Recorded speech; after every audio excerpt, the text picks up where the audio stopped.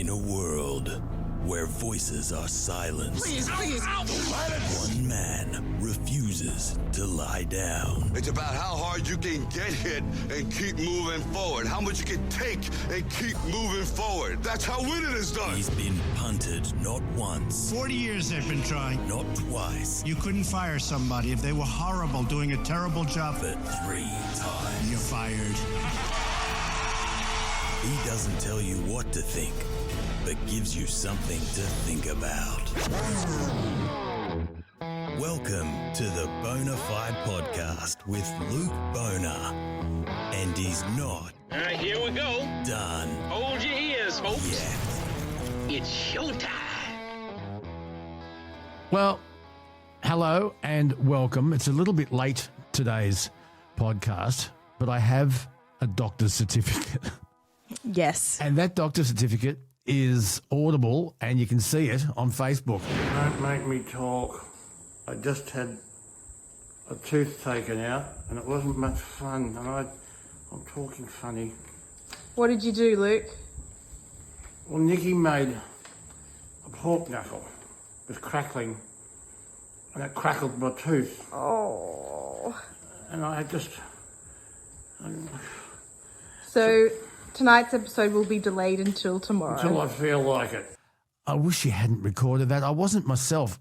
I had to get your mum to pick me up from the dentist, you know, because I wasn't right. Out of it. Yeah, as you should be. That's what happens when you get loaded up on painkillers. So there's been an interesting reaction. Do you have to video everything? Yes, I knew that you guys would love to see Luke in his prime, and I just thought it was funny that it was all started from a pork knuckle. Well, it's actually something happened to the tooth a little while ago, and I chipped a little bit of it, and the dentist said, "Oh, I'm going to have to put a crown on that." And I said, "Yeah, I'll do it one day." And then I saw how much a crown cost, and my bloody private health insurance doesn't cover anywhere near of it. So I thought, "Oh, it's not hurting. I'll put up with it." And the dentist was right. Dentists are always right. Yeah. So it cracked and split open, and it wasn't fun. So I was out of action yesterday. Hey, listen, before we get into today, it's St. Patrick's Day today, the day of recording. A big fuss all around the world, but Sydney seems to really embrace St. Patrick's Day. Have you found that? Honestly, no. But I also don't go out. So, Yeah. I mean, I wouldn't be the right person to ask about it. Well, the reason I ask is because on sunrise this morning, they, of course, went down to the rocks and they did a big thing with all the punters down there, everyone in green drinking Guinness, and they had the Split the G competition on sunrise. Oh, yes, I can get amongst that. So what is that again? So it is a challenge where on the first sip of a Guinness, you have to get enough in to where the head perfectly sits in the middle of the G, and that's called splitting the Guinness G. symbol. Yes. So you have to do it in a glass Guinness cup. Can't be anything else because it has to have the Guinness symbol on it. They're not cups, they're big glasses. Oh, you know what I mean. Yeah, and it has to have Guinness. Because when they were doing it, your mum goes, "Oh, they're splitting the G." I thought, how hip is your mum? Yeah, I showed you my attempt at splitting the G. That's right. Yeah, I was watching. You know, who is St. Patrick?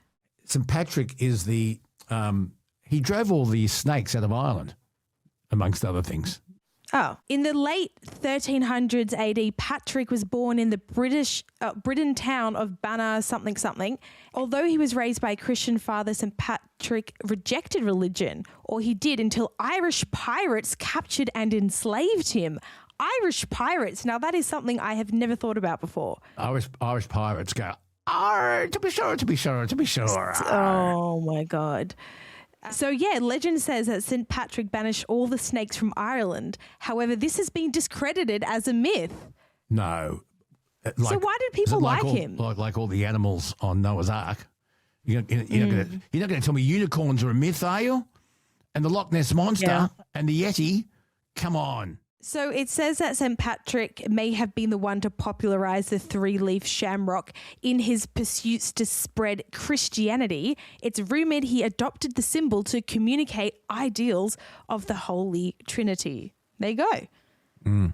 Okay, so therefore we drink lots of Guinness on St. Patrick's Day. How come St. Patrick's Day isn't like a big Christian celebration in like, I don't know. Because it's an excuse to drink. Any excuse to drink, Kelsey. And it's improved the sale of Guinness around the world. It's a bit like Mother's Day and Father's Day. It's a manufactured holiday to sell chocolates, flowers, cards, and this one is to sell Guinness.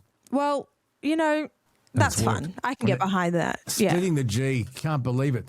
Coming up, we're going to talk to David Littleproud, who is... Wait, Luke, you've forgotten something. You want to skip past it because you don't want it to happen. But I don't think on it's going to happen. Thursday, at this point, around 5:15 a.m., we'll see, we will be live streaming on Facebook. I did the test over the weekend. It all looks like it will work relatively fine. And it'll just be Luke and I talking shit. And if you want to join along for the fun, you're more than welcome. So people can ring in live. They can, and you can obviously comment and do all those things. This will be our first live on Facebook. So, I mean, obviously, be patient with us. We'll get there in the end. Luke, I don't know about Luke, but, you know, he will survive it. You'll Is it come going out to be on fine YouTube the as other well? side. We'll post it on YouTube afterwards, but we're testing out Facebook Live this time around. Okay, all right. 5:15 this Thursday. And for those who listen to Sydney's 2GB, it'll be right after I do the Boner Report with Phil O'Neill on Thursday. So there you go. Now, David Littleproud is no longer leader of the National Party, but he's still in the party room. He's still a member of the National Party. He's still in the Parliament, but he has a lot of interesting things to say. And I think we'll continue to chat with David because it's an interesting insight into the machinations of Canberra and his opinions on what's going on in this country and around the world. We'll talk to him. What is the truth behind the dirty petrol? We'll talk to Peter Khoury from the NRMA and our usual weekly favourite, Truckie Tuesday with Rod Hannifey. We love the news. Some of the stories making news around the place. Just before we jump into something that's going to come up in our conversation with David Littleproud a little bit later on, I just wanted to run this past you. In Adelaide, the Premier is Peter Malinauskas, who has got an election coming up.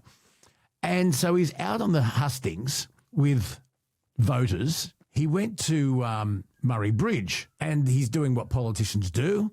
And he's in a pub trying to get down with the real people. And he's pouring beers and handing them over. Oh, God, what did the beers look like? His beers looked all right. But here's the thing. Some sections of the media just focused right in and said he shouldn't have been pouring beers without an RSA certificate. Oh, I'm serious. That is one of the headlines today. South Australian Premier Peter Malinauskas has defended pouring pints for South Aussie pub goers without a responsible service of alcohol certificate. The Adelaide Advertiser writes, I enjoyed the opportunity to be amongst the South Australians on the weekend in a way that was perfect, I think. It's a reasonable way, and it's what countless of other politicians have done before us. Is that what the media has to focus on at the moment? Like, you know how politicians famously kiss babies during an election? Have they had a working with children certificate?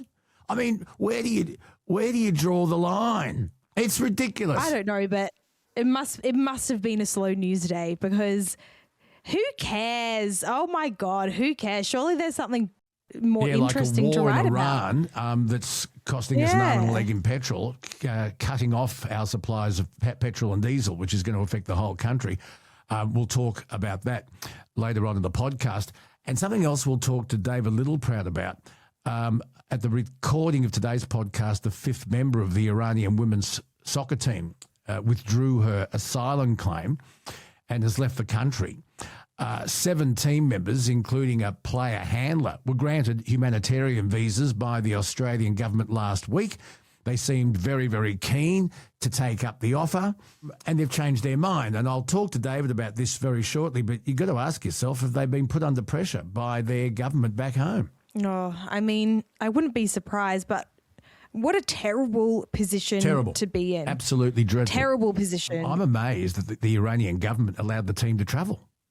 When you think about it. I mean, I'm not going to pretend I know anything about wartime strategy, so I don't know. Anyway, you wouldn't see North Korea allowing a team to leave the country. And if people do want to defect... Well, they don't let anyone leave the country, No, I know, though. but imagine if someone defected, their families are threatened with execution. Their whole family, their children, their grandchildren, their grandparents.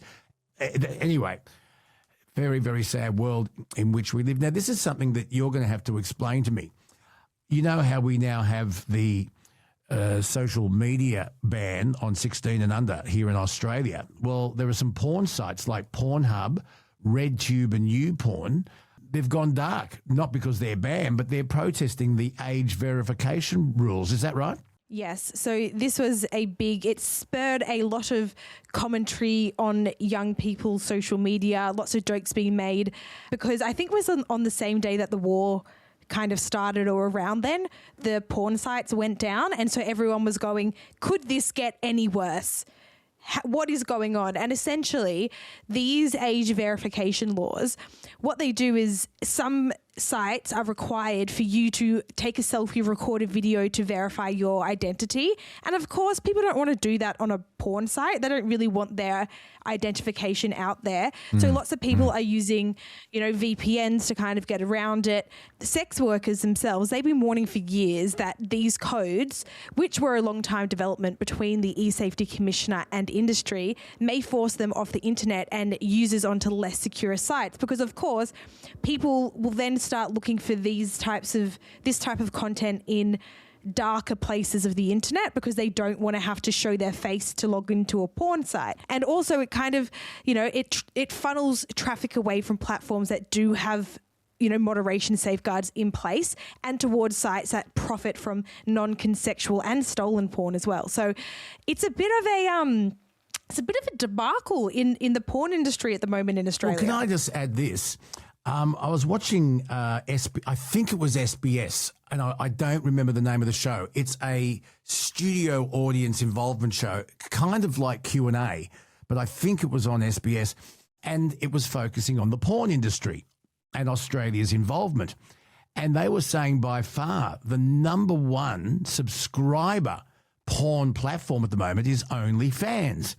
And and I didn't get all the way through it, but I got the gist of it. And there were individuals, and there was one couple that are making a really big living on OnlyFans. And they were explaining that you go online and you can do things that aren't X-rated. There was one girl there who is a beautician. I think she specialises in eyelashes, and she's 23. Yeah. And when she finishes work for the day, she pulls the curtains back, puts the lights on, dresses up in skimpy bikinis and things, and she does sexy poses. She doesn't do hardcore porn. But there was a couple, a young, attractive couple in their early 20s, and they actually perform X-rated material. It's girl on guy. It's the couple having sex, but they do it for OnlyFans, and they're earning a fortune. Now, apparently the OnlyFans platform takes 20% of your earnings, so OnlyFans is like your pimp, I guess. I don't know, or your manager. But it's apparently taken Australians by storm, OnlyFans. Yeah, this is not new news, Luke. No. OnlyFans is a big thing. And you can, like I've said to you before, Luke, you can sell feet pics on there if you want. Like there's no, you must sell porn. You can literally sell whatever you want on there as long as there is someone willing to buy it, then you're in the market. Well, porn is the number one consumer of the OnlyFans material. Yeah, you're quite right. Yes. You can put a recipe on there. You can video yourself vacuuming, but it's the porn side of OnlyFans that's bringing in the big bucks. How accountable is that money? Do you have to pay tax on it? Yeah. Australia's got pretty, strict laws around these things. Yeah, I don't know if Shane Oliver will know about it. Maybe Scotty Phillips will. No, I don't know. Maybe let's not ask Shane. I feel like he will not come back to the show. We'll leave Shane out of that one. But you know what? Scotty Phillips might Scotty know. Phillips, Scotty Phillips, yeah. But he's not a tax man though. He's not he's an investment person. He's not a tax man. But do you reckon we have listeners who, one, subscribe to OnlyFans, or Probably. two, perform on OnlyFans, can you get in touch with us? We will keep you completely anonymous. We'll change your name. Kelsey can disguise your voice. Oh, who cares if you're loud and proud about it? Go for that too. Could you contact us? It's not a shameful thing. Yeah. What is the email again? I'm still foggy from my... Oh, God. lukebonaradioguy@gmail.com. I don't think we'd have many... Maybe I'm wrong, but I don't think there'd be many performers. If there's anyone out there that knows anything about the OnlyFans world, can you contact us? We want to learn more about it. Well, it's just that it's in the... Do we? No, actually, you didn't, do we? How much does it cost? Do you pay per minute, per 15 seconds? There's lots of different ways what, you put money in the slot? pay. What do you do? Oh, sorry, I shouldn't have said that. Do you, it times you, does it? Let's get an expert to... Because I don't know. I'm just making guesses at this point. I've never used the platform before. Is it like Uber?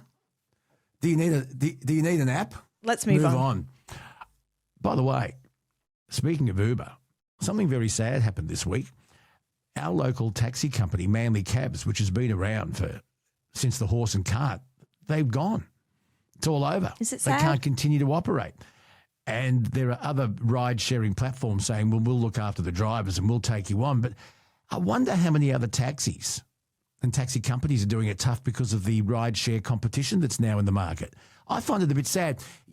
You know, on Anzac Day, and this footage makes national news, there's the War Vets home at Khoury. And for years, the Manly Cabs donate their services and they pick up the War Vets from the Khoury War Vets home in their wheelchairs, whatever, and take them to the cenotaph in Martin Place and then deliver them home. They do it for free. They've done it every Anzac Day for as long as I can remember. So what's going to happen now? Yeah. Well, hopefully somebody will pick that up. But, I mean, look, this is kind of the way of the world. We've known about Uber and rideshare platforms. They've been around for like a decade now. More. So, I mean, if you haven't been able to adapt to the new market, then unfortunately it's just kind of like it's the way the world works, I guess. The taxi industry needed a big kick in the ass. It was getting complacent. They had really bad drivers. You still hear reports of drivers that won't pick you up at 3 a.m. because it's not going towards their way. Drivers that refuse to put the meters on. It still has problems, but Uber started illegally here in Australia and the government did nothing about it. And eventually they said, we can't beat them, let's join them. But they did operate illegally when they first started here in Australia, and the taxi industry I don't think has ever recovered. Yeah. Just a quick one, Luke. Do you drool when you sleep? I don't think so. And I used to... Last night you would have. Oh, yeah. Could have wringed out my pillow like a Wet-Ex. No, I don't know if I did, but I used to snore, and if I've had a few beers, I snore, but your mum's a snorer. The reason why I bring this up is because there was a study that found drooling could actually indicate some bigger problems. And I put this in here because I drool, not all the time, but if I am in a deep sleep, if I have been out drinking, or if I'm napping during the day, but drooling in your sleep, and this was done by Dr. Landon Duker, a clinical assistant professor of otolaryngology. I have never seen that word before, Luke. Otolaryngology. Otolaryngology. I have never seen that before. Anyway, at Northwestern University in Chicago said that it could be a sign of a more serious sleep disorder or even a neurological condition such as Parkinson's. So if this is something that's happened recently, or if you're waking up every day and your pillow is covered in drool, maybe go get it checked out. But I feel like drooling is just kind of a normal part of sleep. I guess it depends on who you're dreaming about, Kelsey. Oh, God. Are you one of those people that when you have a medical condition, you Google it and then panic? Yes. But I know better now, but my first reaction is to Google and then I'll go see a doctor. Jesus. Seriously. A study came out today where what are you? Gen Zs, millennials, and what's the one next to Gen Z? Gen Alpha. No, Gen Z and millennials are now going to AI for financial advice. A study has shown that young Australians are now going directly to AI to ask about tax information on financing a house or a flat, and they're going to. I mean, AI only knows what AI has been told, and the other advice they're going to is online influencers for financial advice. Yeah, well, that's not a new thing. But this is the thing. If you know how to train AI properly, it can be a very useful tool. But most people just log on to ChatGPT, type in one question, and then take the first answer as, gospel. Whereas you can actually train AI to make sure that it double checks things, read different sources, go away, and you can train it so it, works for you and your needs specifically. But most people don't do that. So... Yeah, silly people. We did an episode, a tech episode with Trevor Long some time ago, and he was explaining how you can manipulate AI. And he said, for example, you can dummy up your own Wikipedia page and AI and Google will believe it. So Kelsey Menzies, you write yourself a glowing wiki page, it'll go there first, and then if someone asks about it, that's the information that they'll hand on. Yeah. Yeah, you can be very clever with this stuff. You can manipulate it.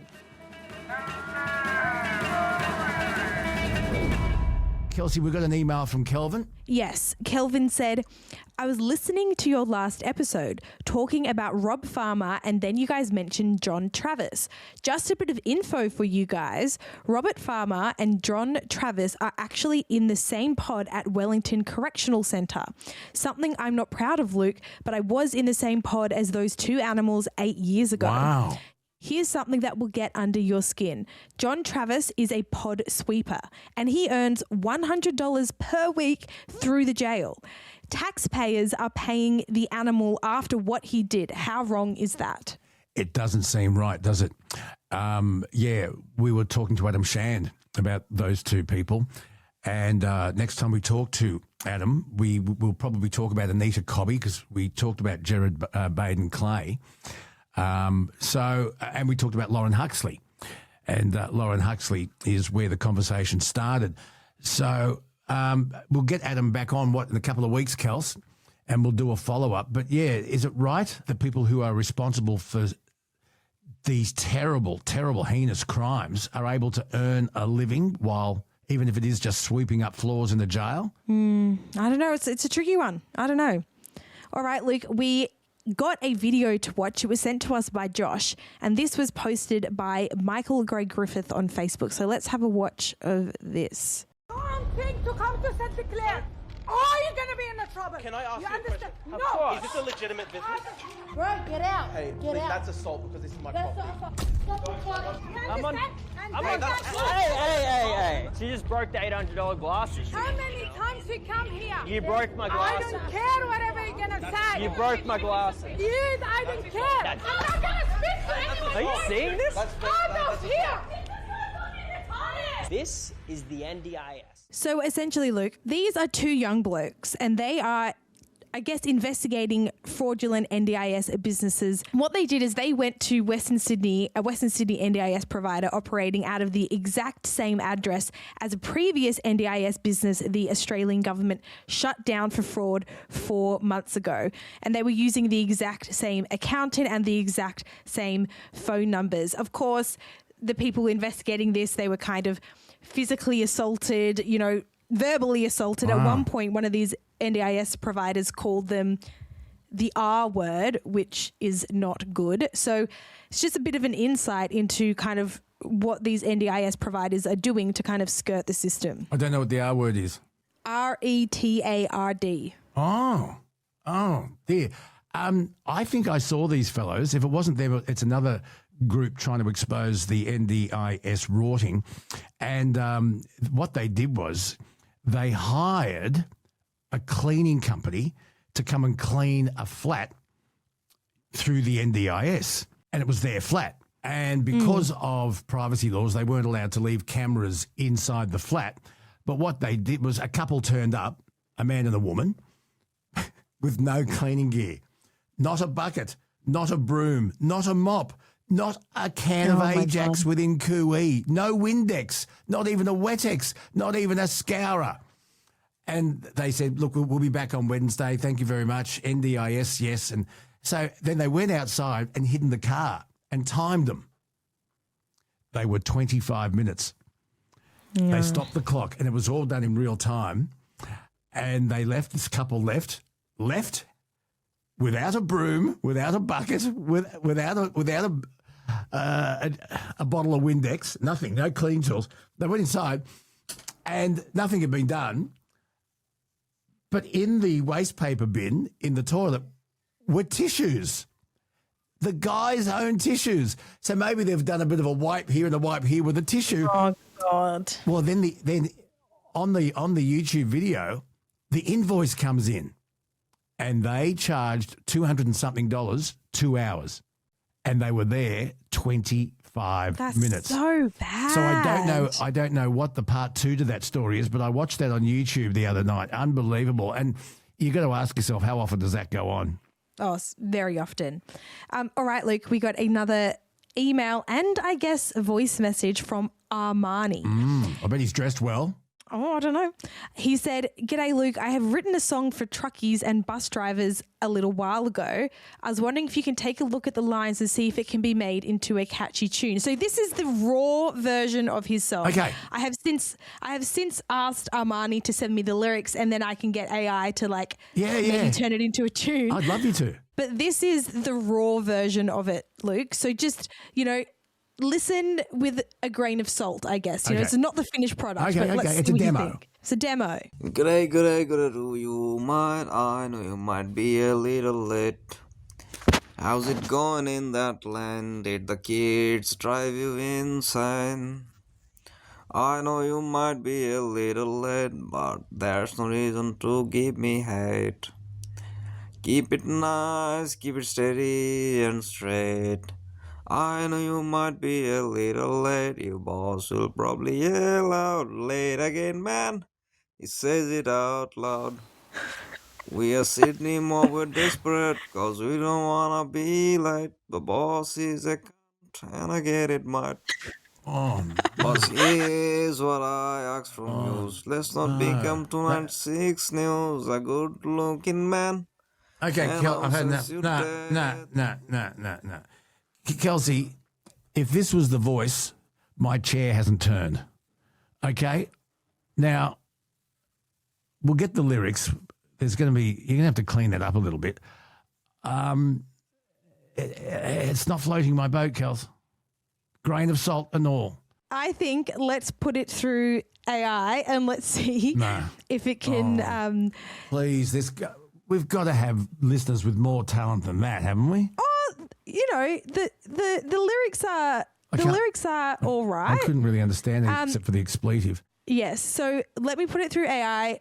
I'll play it for you in the next episode, and we'll let the truckies decide, right? Because this is a song for truckies, so we'll let the truckies decide. Okay. Well, are we going to play it live on Thursday or wait for Rod? Oh. See how you go. Maybe both. We'll see. Okay. We'll see. All right, Luke, I've got one more here for you, and this is actually this is actually a submission from producer Tom.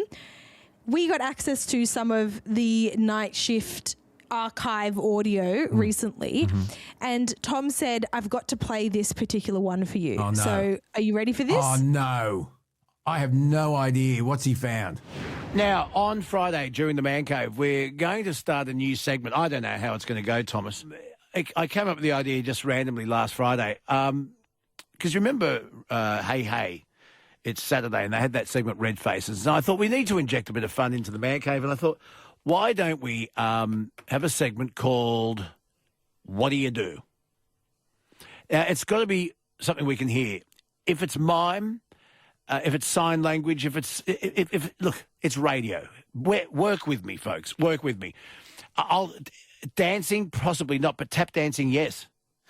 Because we can hear it. We can hear that. We can imagine it. But the segment's called What Do You Do? And we're going to come up with some fantastic prizes. Michael Hope from Hope Estate is going to donate something, some wine or some beer or something. I'll find some prizes. Do you remember this at all? Vaguely, yeah. Just to give you a little hint as to what you're up against, I think. It's tough competition. It is going to be tough. James is online. G'day, James. G'day, brother. How are you?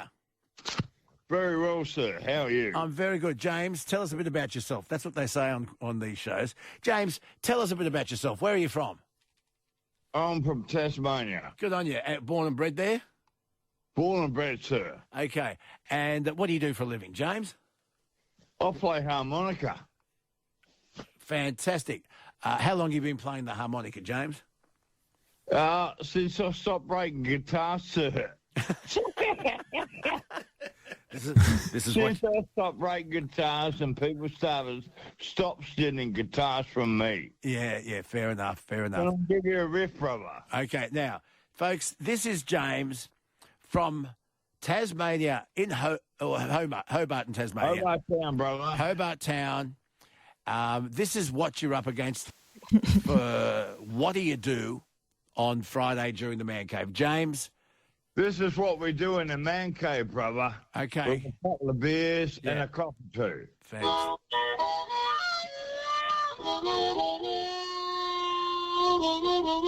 He's pretty good. He's not bad.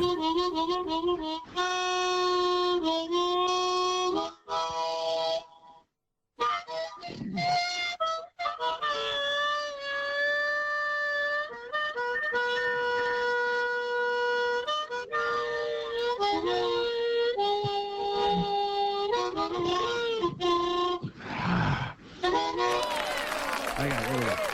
There's that, brother. There you are. Now, I want you to call back on Friday during the Man Cave. Have you got someone else in the Man Cave that can maybe accompany you on the guitar or you can play some blues for us? Holy crap, I've only got...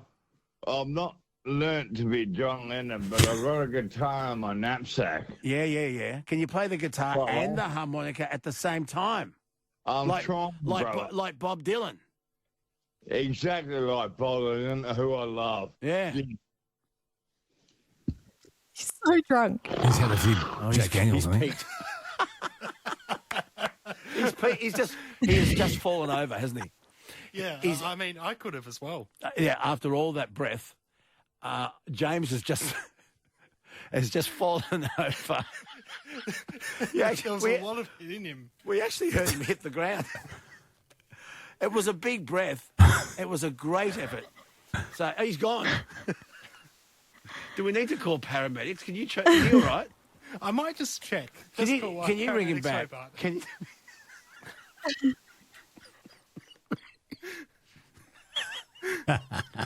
Our first contestant for What Do You Do has passed out. It's a staggering performance. He's passed out. Knock us out until you knock yourself out. What do you make of that? I remember it now. Oh, God. I think he'd had a few JDs. Yeah. But, yeah, you got to give him points for trying, haven't you? Oh, absolutely. I mean, he was pretty bloody good at the harmonica. He was all right. I wondered, did he end up bringing us back? I don't know. I wonder if Thomas can... I hope he was okay. I hope he was all right too. But anyway, so you want to start a segment called What Do You Do? And people can audition by using the phone line, 0291289311. Give us 30 seconds of an impression of somebody, singing, playing the harmonica, the triangle, not the recorder. Not the recorder. I couldn't cope with Three Blind Mice. But anything else, give us 30 seconds on our audition hotline, 0291289311, and we'll play it during the Man Cave. How's that sound? Coming up, the truth behind dirty petrol and Australia's petrol crisis with Peter Khoury from the NRMA. That's next.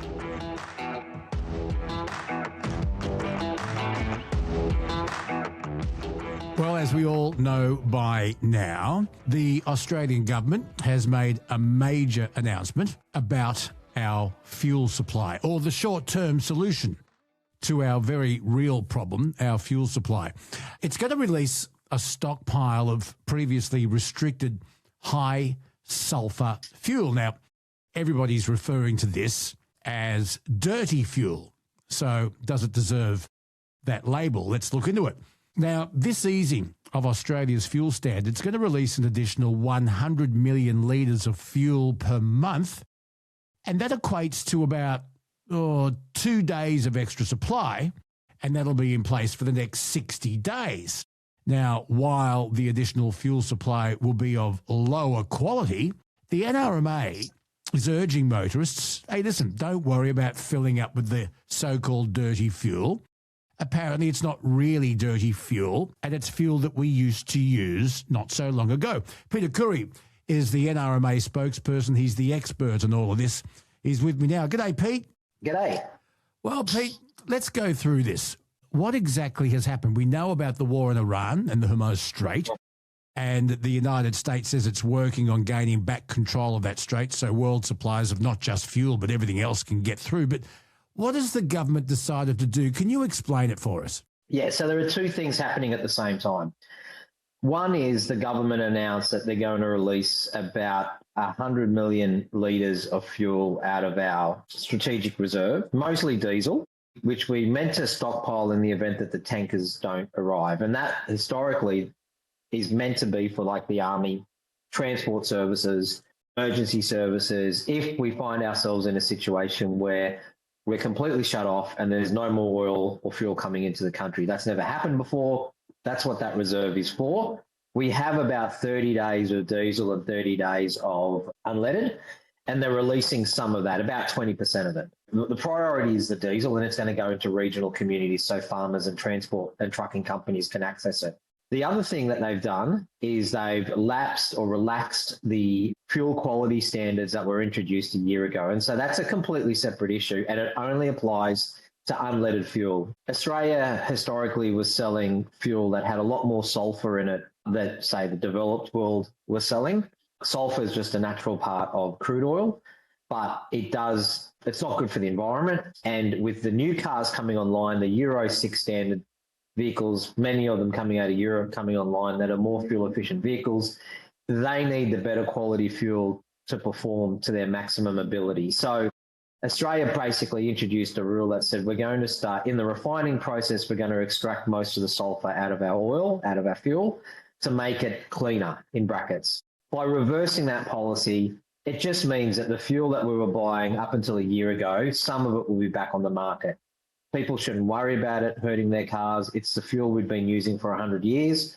It's just going to have more sulphur in it than it has had for the last 12 months.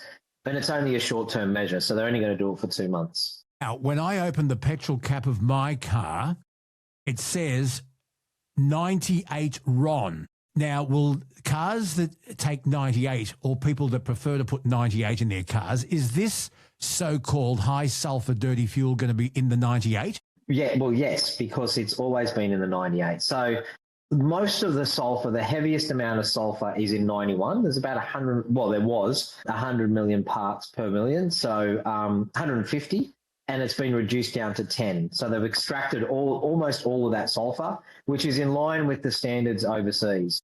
There was less sulphur in 95 and 98. It was around 50, and it's been, for the last 12 months, it too has been extracted down to 10. But prior to 12 months ago, if you were putting 98 in your car, it's the same 98 you were putting 13 months ago. So your car will continue to function the way it was 13 months ago. You won't notice the difference.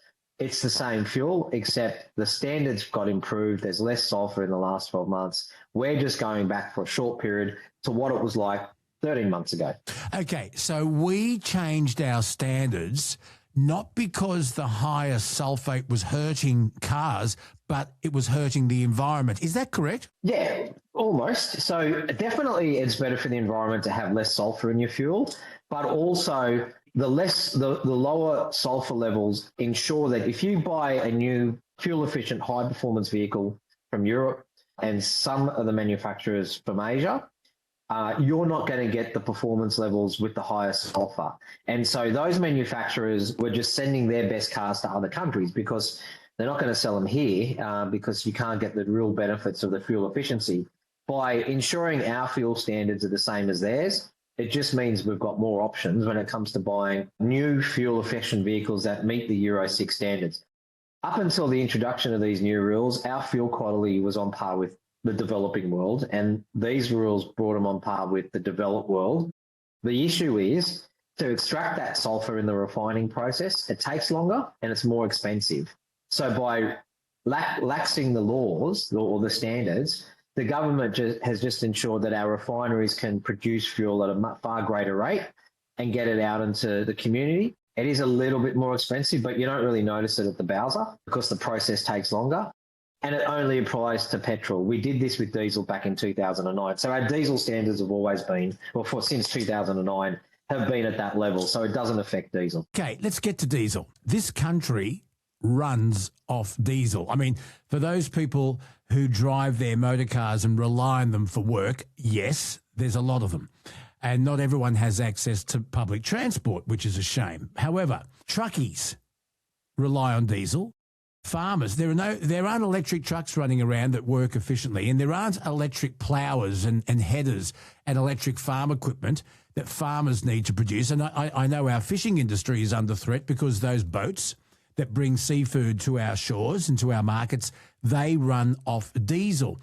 Should the government, do you think, Peter, be concentrating more on diesel? Yeah, well, and that's what they're doing. So they've released 100 million barrels a month for 2 months out of our reserve, and most of that is diesel, and most of that is going to those very industries that you just mentioned. So that's the intent there, in the hope that it will carry us over until this conflict ends. I mean, at the end of the day, all of these measures that we've just talked about are stopgap measures. Yep. They are not permanent solutions. Until the war ends in Iran and production levels go back to what they were and the supply chain is no longer interrupted, we are going to continue to have price issues. And as long as people keep stockpiling and panic buying, particularly diesel, we're going to have supply issues. It's really important that we get our diesel out to those regional communities, because if the farmers can't farm, we can't eat. I know. And if the trucks can't run, the food doesn't get to our supermarkets. Correct. Our economy runs on diesel, as you said. Mining, manufacturing, transport, agriculture, it's all run on diesel. We carry some stuff on heavy rail, but not a lot. And even when you do carry stuff on heavy rail, you then have to take it from port to from the port to the DC. So, yeah, I know. Yeah. So you need the trucks. Yeah. The rail doesn't run to every Coles and Woolies and Aldi, and IGA. Correct. Yeah. Correct. And there isn't a heavy rail, as far as I remember, going to our fish markets. No, you're 100% right, Peter Khoury. Peter, can I just ask you the NRMA and your opinion on this? This war in Iran and the blockade of the Strait of Hormuz has shown us how vulnerable we are, and the rest of the world. Would it be in the government's best interest and Australia's best interest to give some incentive to oil companies to do some exploratory drilling here in Australia so we can be self-sufficient? So Australia does produce some oil. The oil that Australia tends to produce is more heavy oil, so it's more used for industrial purposes. I'm not an oil man. I'm not an expert in drilling and exploration. I know it's very expensive. We do provide ourselves with, there is some domestically produced oil, but the reality is it is cheaper, significantly less expensive to basically import our oil. We used to have 8 refineries, so we could import crude oil, or we could drill our own crude oil and refine our own oil into fuel and use it domestically. We now have 2.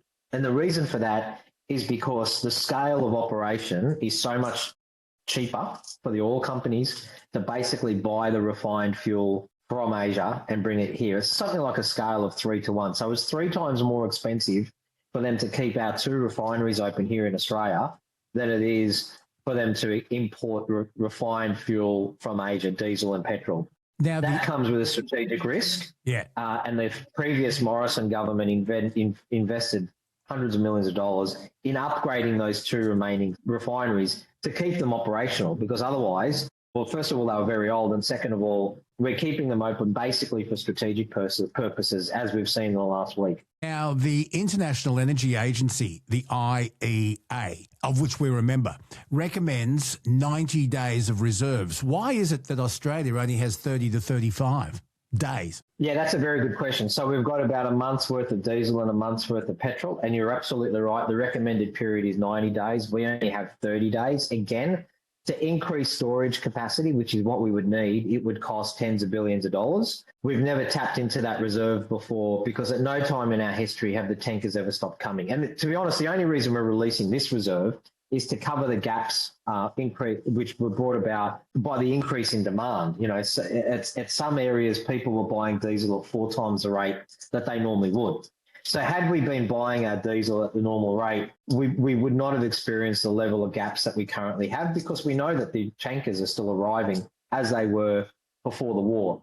So the question is this: do we spend tens of billions of dollars on storage capacity to triple the amount of reserve that we currently have, or do governments put that money into other things? Now, we've seen over the last 2 weeks the benefit of having increased capacity, but again, I think it's important people understand that's not for you and I to access. That's actually in the event of, well, what it's meant to be for is in the event that those tankers don't arrive, the military and trucking companies and the emergency services have diesel, mainly diesel. Peter, I've got to ask you this. It came to my attention on Friday that New Zealand have come up with an idea. They've announced they're considering invoking emergency powers, which actually dates back to the late 70s, that could limit how often motorists are allowed to drive if this global fuel supply tightens. The war in the Middle East has obviously sent a shockwave through global markets, and New Zealand hasn't been left out. Last week, the Finance Minister, Nicola Willis, revealed the government has reviewed legislation, which, by the way, was introduced after the Iranian Revolution. When was that? 1979, when the global oil markets... The global markets were severely disrupted. Under those laws, Peter Khoury, car owners had to nominate 1 day per week when they wouldn't use their vehicle, and they faced hefty fines if they were caught driving. What do you make of this? Well, it's the motorist version of the COVID lockdown, isn't it?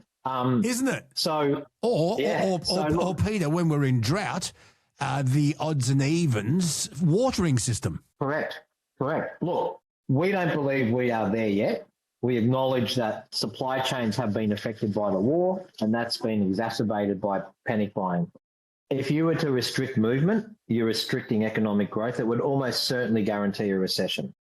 So that is the effects of stopping people from being able to drive.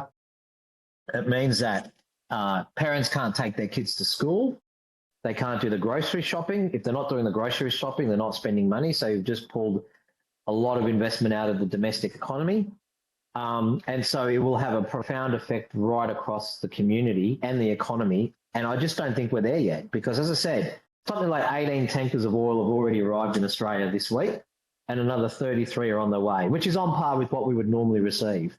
So the oil is coming, the fuel is coming. If we just go back to our pre-conflict buying habits, if we stop stockpiling fuel, especially diesel, both at the terminal, if you're a wholesaler, if you're doing that, or if you're the majors and you're holding off on distribution to target your areas where you can make the most money, or if it's you and I going to Bunnings, buying a jerry can, filling it with diesel at $2.50 a litre and putting it in the garage. If we stop doing all of that, it will provide more relief to the supply chain and it will help us get that fuel out to the areas where we need it.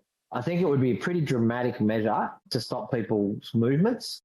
It will have a profound effect on the economy, on social connection. We've got to think about that as well. And I just don't think we're there yet. Last question for you, Pete, because you are being inundated, and I appreciate that. Everyone driving an EV, or at least a hybrid, at the moment is rubbing their hands together, doing high fives and saying, told you so. And I get that. But people who drive EVs, depending on what public charger you go to, you do pay something, but nowhere near the price of petrol. People who drive EVs aren't contributing to the fuel excise, which is supposed to go back to our roads. Do you think that there should be some kind of levy, which is really another word for a tax, aimed at EV people who are still using the roads, and those electric vehicles are heavy? They cause the same amount of damage to the roads, and they're using the roads. Do you think there should be some kind of levy? I don't know. You take a check of someone's rego when they get their rego done every year, and then they're given a a levy on how many kilometres they've done on top of their rego to make up for the fact that they're not contributing and paying the fuel excise, which, by the way, is 51 cents in the dollar? Yeah, so that's a really good question. And I think this is something that the NRMA has been looking at for quite some time. And we've been saying that we need to reform the way we tax motorists for years. And it's not just because of EVs. I mean, the reality is, I'm not sure how many people know this, but you pay the excise at the pump. And then that is collected at the service station, and then the money is passed on to the government. The problem you've got with that system is it's antiquated because there are more EVs coming on the road and they're not paying the tax. But more importantly, there are more fuel-efficient vehicles coming on the market. And so if you can afford to upgrade your vehicle every 2 or 3 years, the likelihood is you're going to have a car that is far more fuel-efficient than the one you were driving 3 years ago. So what that means is the people who are most exposed to the tax are the ones who can afford it the least.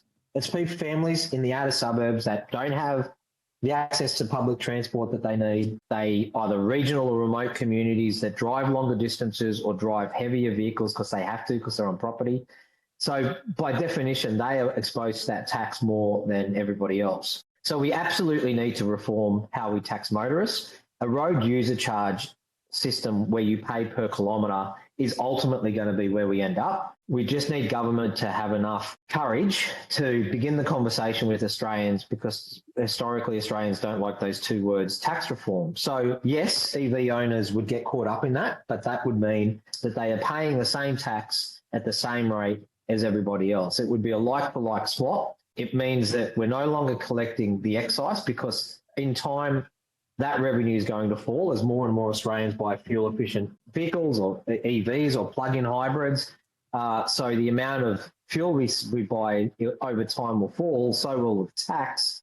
So it's an antiquated system. It needs to change, and the sooner the better. Maybe user pays. Everyone has to have their car registered once a year. So when you get your car registered, you show how many kilometres you've done over 12 months, and that's calculated and added onto your rego bill. I don't know, but we would hardly be Christopher Columbus here. It's not something that Australia has to invent.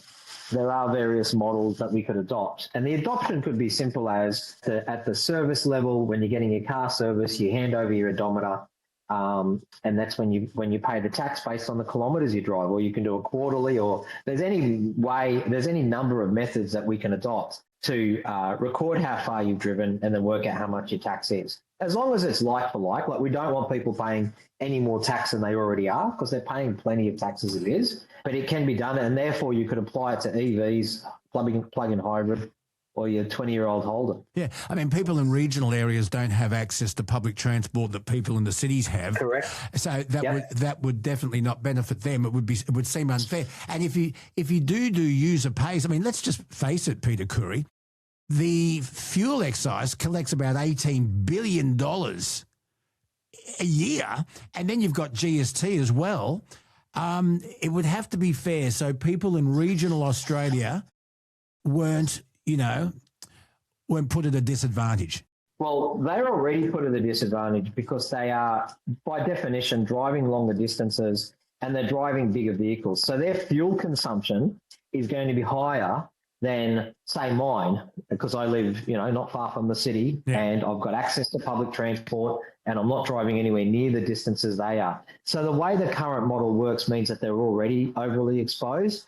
The new model will just mean that at the very least they're paying user pays model based on the kilometres they're driving, and then not getting punished for the fact that they also have less fuel efficient vehicles. Yeah, and do you punish someone that drives a V8 as opposed to someone who drives a 4-cylinder? I mean, I don't know how you calculate it. I really don't know. There you go. Yeah, I know. But people who drive V8s and use more petrol are paying more excise, aren't they? Correct.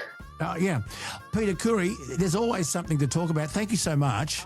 You've shed a lot of light on all of this because there's a hell of a lot of confusion out there. Thanks for having me on your program. Peter Khoury from the NRMA. My day got the bluesy rhythm, but it's swinging my way. Oh, I got the look on a blues, but they're the kind that chase away. Well, it's been a little while since we've spoken to David Littleproud, a regular contributor to the Bonafide podcast. Last time we spoke, he was leader of the Nationals, but He ain't no longer, but he's a loyal party man. He hasn't created a by-election. He still believes he has a lot to offer, and I think so too. And whether we agree or disagree, it's always interesting to have an incredible insight into what's making this country tick from David's point of view, and he's back on the phone now for another bash. David Littleproud, Member of Parliament, the Honourable David Littleproud. G'day and welcome back. How do you feel? I feel really good, mate. I haven't had a regret, which says that it was the right decision. I woke up on that morning without any anxiety or thinking, have I done the right thing? And subsequent to that, I haven't had any thought of that at all. And that says to me that I made the right decision. I made it at the right time on my own volition. And I'm really happy by it. And I'm enthused. And, I'm getting to go back. And one of the things that we get to do is see my family. Yeah. But secondly, I'm also going to go and get to see my electorate. I've been in politics 10 years. And nearly all bar 18 months of that, I've been on the front bench. So, the people of Maranoa have been pretty forgiving, but it's time to give a bit back to them as well. And I'm really excited about that, to get out, because to me, that's the real Australia, outback Queensland. So I'm really looking forward to it. So I feel really good, enthused and renewed. And I needed that because I was buggered. I had nothing left in the tank. And you can't, I could have stayed and, you take the paycheck and you take the title, but I came to serve the people of Maranoa and regional Australia, and if I had stuck on just for that, then I'd be holding them back. And, I can't do that. I got to go and get my energy back. And I had a pretty tough 9 months with the circumstances that were thrown at us. So it was time to understand that takes a toll. And if you're not honest with yourself, then you're not doing the job properly. So I'm really happy with the world, and obviously my wife is too, but it's good and it's an exciting time. And, I'm going to get in 110% behind Angus and Matt now. I should be judged not just to what I did as leader, but also how I handle myself post it. And that's not throwing my toys out of the cot. And that's about staying, being part of a team, being part of the collective and working hard so that we get rid of Anthony Albanese at the next election. That's what I signed up for, and that's what I'm going to continue to sign up to do. Well, I've got to say this. When Susan Lee's position as leader was ended, and she said, look, I'll get out. I think you need clear air as a new leader and a party that now will go on a different direction. I thought, well, it's going to create a by-election, which are expensive things to have. However, I think she did the right thing because unlike Malcolm Turnbull, you don't want a pest lying around white-anting you from underneath. Not that I'm suggesting that Susan Lee would do that, but you're staying in the parliament because you believe you have a lot to offer, and I think you do too. And can I just say, and we'll get back to Matt Canavan if we have time at the end of our chat, because, God, there's some important stuff we need to talk about. But I think it's great that you're still in the party, and it shows that you still believe you have a lot to offer, and you do love your electorate, and you do care about regional Australia, which is what I wanted to talk to you about right now. The future of our farming sector is under enormous threat. God, if it's not floods or drought or fire, now we have farmers claiming now we have Chris Bowen, who's been accused of falling asleep at the wheel. Now, the whole world knew that the conflict with Iran was imminent, and it had been for quite some time. And of course, that meant a shock to the world's oil supply. The IEA, of which Australia is a member, has always recommended to members you have at least 90 days worth of fuel stored. Why have we only had 30 to 35? And you've got farmers now saying, well, not only can't we get diesel for our tractors and our headers and our harvesters, but we're worried that fruit and crops won't be harvested, and the few that are going to be so expensive. This is a massive cluster. Well, you know what I'm about to say. Yeah, and you're being generous. So the IAE made a recommendation in 2022 that we should have 90 days of fuel storage. That would insulate us against the impacts of something like a war in the Middle East. And that's what started, and that construction of that storage capacity started, and then we got punted. Labor have continued to build that, but probably not at the rate they should have. And what was happening in the interim, there there was a deal that we would store much of our 90 days with the US until we could build our storage capacity up to that 90 days. And that's what invariably has been happening. And what we've seen is that it hasn't been continued to build quick enough. And so that means that when you get to this situation, now Bowen tells us we've got about 32 days of storage. If he's right, and this is the problem, needing to be truthful, but if he is right, then the supply chains, there's opportunity for us to probably get through it. But what the problem is there's two markets. And what happens is there's four big fuel companies in this country. They control more than 80% of fuel. And so what they're doing is for the smaller wholesale market, so the smaller guys who look after regional rural Australia, what they've done is they've withheld their supply. So they've withheld their supply for a couple of reasons. One, they keep on telling us, oh, no, there's plenty of supply, it's going to be okay. But what they're doing is they're hedging against a price shock. So what happens is they pay a spot price when the fuel hits the shore here in Australia. But what they do with the contracts of these secondary markets, the secondary markets wholesalers, they pay the big four on the monthly average of the month before of what the price is. They don't pay a spot price. They have contracts that they've actually agreed to where they just pay the average price of the previous month is what they pay. So what the big four fuel companies are saying is, well, we've got to worry because if you have a big price shock, so the bombs start flying, the price goes up, you beauty, they're making money. What they're worried about is Trump stops dropping bombs, the price collapses, and then they get caught paying out, 10, 20, and we're seeing 40 cent difference. They lose big money. So these big fuel companies have constrained the amount of supply they're putting out because what they're trying to do is to hedge against that price shock so that they don't have as big a losses when the price comes down and they can maximise their profits when it's going up. The other thing of being someone as cynical as me, I tend to suspect also is by constraining supply, what does that do? That pushes price up anyway. So I don't think these big fuel companies have acted in good faith, and I think the government has been asleep at the wheel in holding them to account. In making sure that supply gets there. Because I've got towns, I had Texas, 800 people, 900 people live in Texas. They ran out of fuel last week. Wollongara on the highway to Armidale, between Stanthorpe and Armidale, it ran out of fuel. A little store down the road from me, Leeburn store, it ran out of fuel the other day.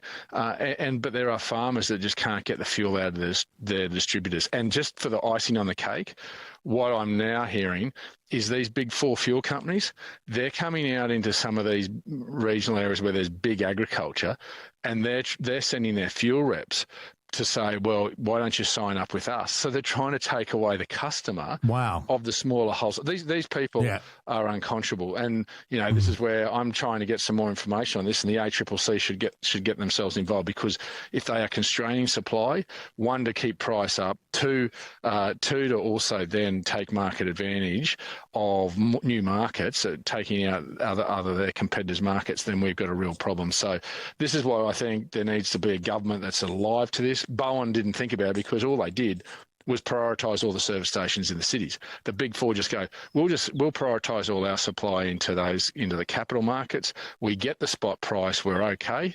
These contractual constraints that they've put in place on these other wholesalers is where they are hedging against future losses, and we're paying the price for it, particularly out here in the bush. You've heard Rod bang on about the powers of Nature B. We've discussed how hard it is to get decent meals on the road. I had a power shake for breakfast on Friday, mate. What did you think? No, they're very good. And now there's the Power B meal replacement shakes. It's to make getting good nutrition even easier. Under $6 a meal. Yeah, Rod and I might be the power couple on the highway, but for your health, it's got to be Power Pollen and the Power B shake.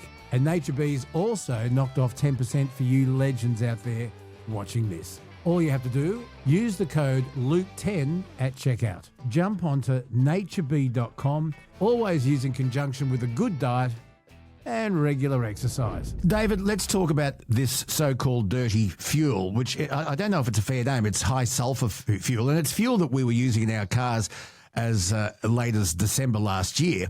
But the environmental issues have changed, and now it needs further refinement, less sulphur. He said that he's going to release this dirty fuel. And we find out today that the paperwork hasn't been done and it could be a two-week wait. Yeah, I mean, this guy has buggered your energy bill and now he's coming after fuel. Chris Bowen will go down as one of the most incompetent ministers in Australian history, and unfortunately he's going to Prime Minister that's going to match it, because ultimately the buck stops with the Prime Minister. But just don't get too excited about what he's talking about there and how much he's releasing. That equates to about a full day's supply. So that's not a huge amount. So with all the fanfare that he was talking about, it's not even going to touch the sides. And so this is why, you've got to make sure that we continue to get supply. Albanese has one job between now and when this war stops, and that's about supply of fuel. So most of our fuel goes to Singapore, South Korea, or Malaysia, where it's refined. So they're the big refining centres for us. About 70 to 75% of our fuel comes from there, refined. And so what we need to make sure is if the Straits of Hormuz is blocked, then there is a problem for that crude oil to get to those three countries for it to be refined. So we've got to make sure that that those supply chains are up. Now, if you see some of the commentary from some of the fuel companies, boats are starting to get through again. They were down to about 5 to 10% at one point of the ships were getting through. So that's why Trump's saying everyone should be there with a boat and a gun on it to say to Iran, we need that oil to get through. So this is where our own oil refinement's important. We've lost them. And basically we've lost them because we're uncompetitive. We're uncompetitive because your energy bill's too high. I mean, you're already subsidising about $7 billion to keep Tomago going, to keep Mount Isa, Port Pirie, Whyalla, because they can't afford their energy bills. So how can you process oil if your energy bill's too high? And so this is where Bowen, you just can't keep handing out subsidies. At some point, you've got to have the courage to fix the problem, and the problem is high energy costs. Yeah, because last time I looked, I don't know many farms that have electric headers and harvesters and plows. And the fuel shortage or the price of fuel, yes, it's a massive inconvenience to everyday commuters in cities, and it might encourage people to carpool. There's talk of New Zealand saying, well, there's going to be a day or 2 days a week where you nominate it, you can't drive your car. During COVID, a lot of the workforce learnt to work from home, but you can't deliver, because we talk to Rod Hannifey on Truckie Tuesday every week, and he has just left to go to Perth and back. You can't deliver to the shopping centres, you can't deliver to the supermarkets via Zoom. It takes a truck using diesel to keep Australia on the go, doesn't it? Oh, it's your trucks, it's your headers, your tractors. The reality is... And what about the mining? What about the mining? Well, that's before you get to mining. That's before you start digging holes to pay the bills. I mean, this is where it was all superficial to Albanese and Bowen. All superficial to go, well, look, we'll be complicit with these big fuel companies. We'll make sure the fuel gets through to the retailers. So everyone thinks it's okay in the cities. But what they haven't understood is that you don't keep an economy going unless you keep industry going. And to keep industry going, you need diesel. You need the truckies to be able to go and pick it up, even the diesel trains to go and pick it up and put it on a train and to move it across the country. And you need tractors and headers going to make sure that you're able to get the food out of the paddock when you need it. You just can't sit there and wait till we're ready. If a crop is ready, it's ready. You can't sit back and wait for it. So this is where the reality is Bowen and Albanese went for the superficial look rather than understand exactly the supply chains that underpin our country. And when you don't have those underpinned, you've got a real problem. And that's why ultimately it might feel good in the cities for a while, but what will happen is that when the shelves go dry, you'll get a real realisation that they've pulled the wrong rein. You said a second ago, as long as this war in Iran lasts, where do you see it going, David Littleproud? And Donald Trump, if he makes a phone call and says, I need Australian troops, I want more military backup from Australia, should we say yes? Well, I think we need to have a good hard look at that. We're obviously sending wedge tails over there to help in terms of intelligence and seeing where some of the targets, the defensive targets are. But I think what we need to do is harass, particularly around boats in protecting the Straits of Hormuz, is important.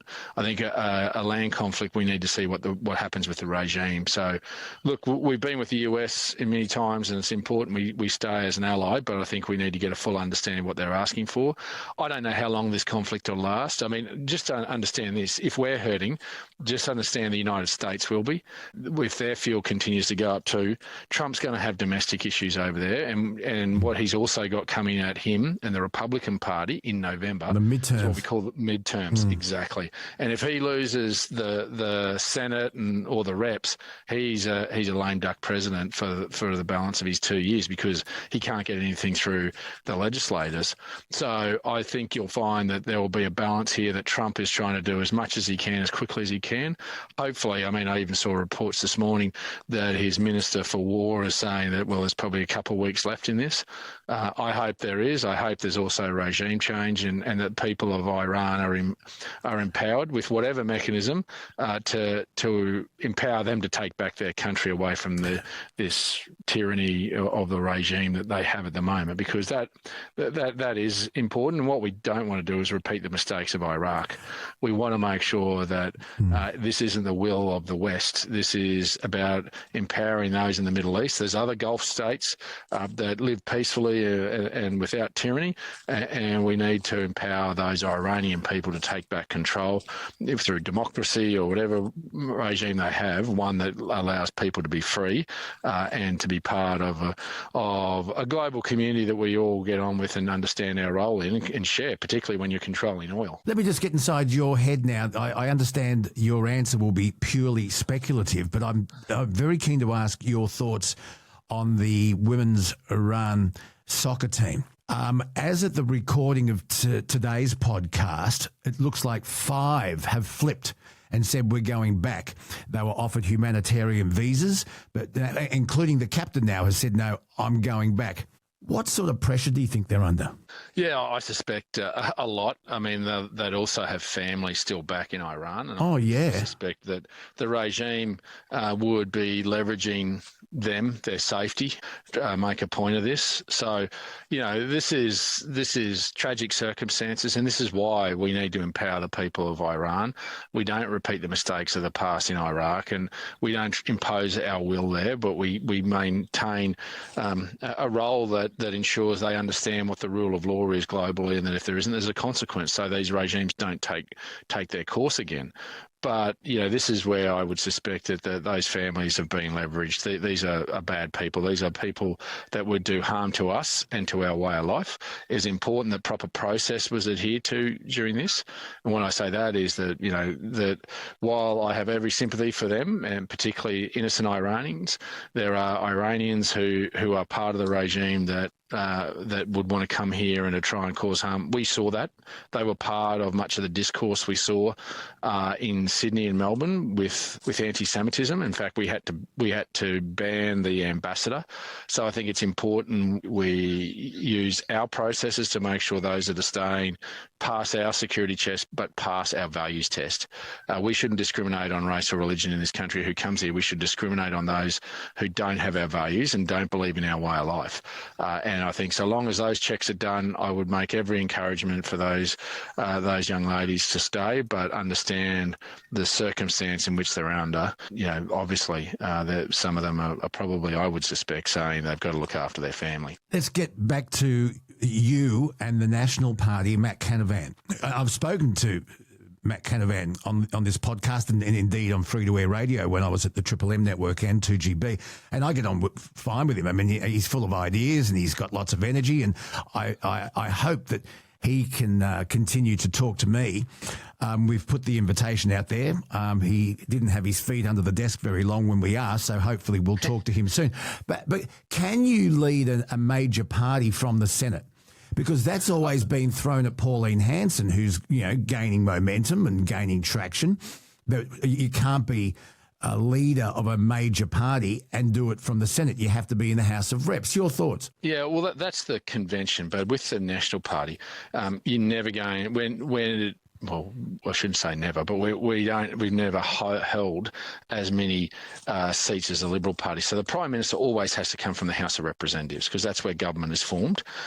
So ultimately, the National Party is always part of a coalition. So the leader of the National Party, while ideally would be in the lower house, the reality is that because the highest office that the leader of the National Party can always ever be is the Deputy Prime Minister, it's not as critical as a party of government, and that's the difference. If you're a party of government, that means you're a party that has and can form government. Then you need to have someone in the House of Representatives doing that, and that's the issue. That Pauline Hanson has only got one seat in the House of Representatives that Barnaby Joyce left us for because he couldn't have a job. He believed he didn't have a job, and has gone there for no job. Apart from, I suspect, from what I've seen in the last couple of months, that he's eyeing Pauline's job already. So the reality is that to get to 76, you have to get to 76. That's an enormous effort for someone to get from 0 or 1 to 76. So you do need to have the alternative Prime Minister in the House of Representatives. The other parties aren't as necessary if they're not going to be Prime Minister. That's the reality. And, Matt will probably one day transition across to the House of Representatives if the opportunity arises. So, yeah. But I don't think it's as critical as it is for the Liberal Party, as it is, or the Labor Party, as it is for the National Party. It's funny because it is actually only convention. It is only convention that you are in the House of Rep. You want to hear a quick funny story? When I was very, very young, a panel operator at 2GB in 1978, one of my jobs was to record John Gorton comments. And can you believe it? I was 17 and I got to know John Gorton. So this is kind of stuck in my mind because he was elected Prime Minister from the Senate, but then he ran to Harold Holt's seat, and he switched across, but he actually was in the Senate. He was a senator. Yeah, and that's right. And that's when Blackjack McEwen, Billy McMahon wanted to be Prime Minister. He was already in the House, and he refused to say that the National Party would stay in coalition and give supply if McMahon became Prime Minister. And that's why he waited for Gorton, and he became Prime Minister for 40 days until such time as Gorton was elected to the lower house. Yeah, I think Gorton was actually a front bencher under Billy Snedden. But anyway, it's interesting, isn't it? Interesting. And there I was, a 17-year-old, recording Sir John Gorton comments, and I had to record it. There you are.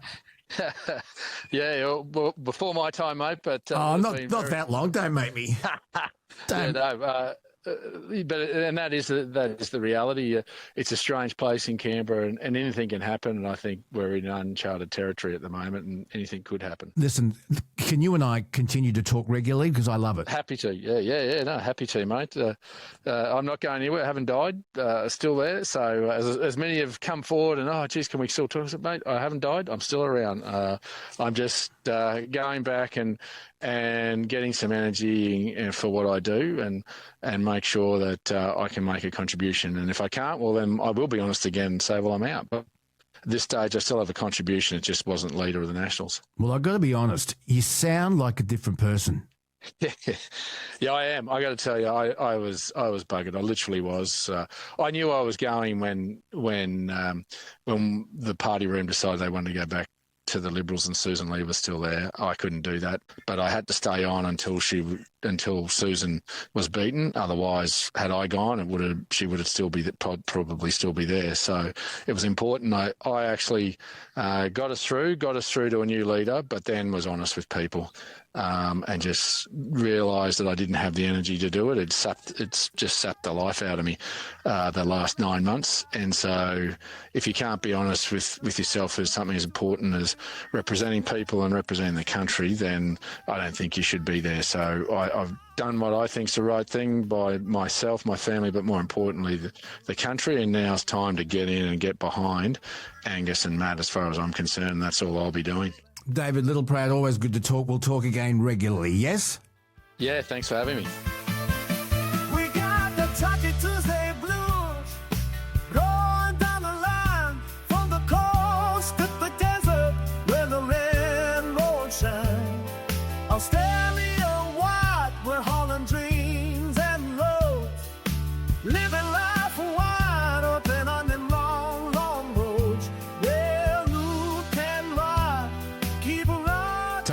Truckie Tuesday here on Bonafide. And Rod Hannifey once again is with us. He's in the yard at Dubbo. He's about to go to Perth. That's a big trip, Rod. What sort of preparation is underway? Preparation's all done, thank goodness. Although I must admit, I left Melbourne on Thursday, planning to go to Wagga, and I'm into my second alphabet. Yes, no, go there, go here. Hang on, no, go here and there. No, hang on, go there and here. Hang on a minute, no, it again.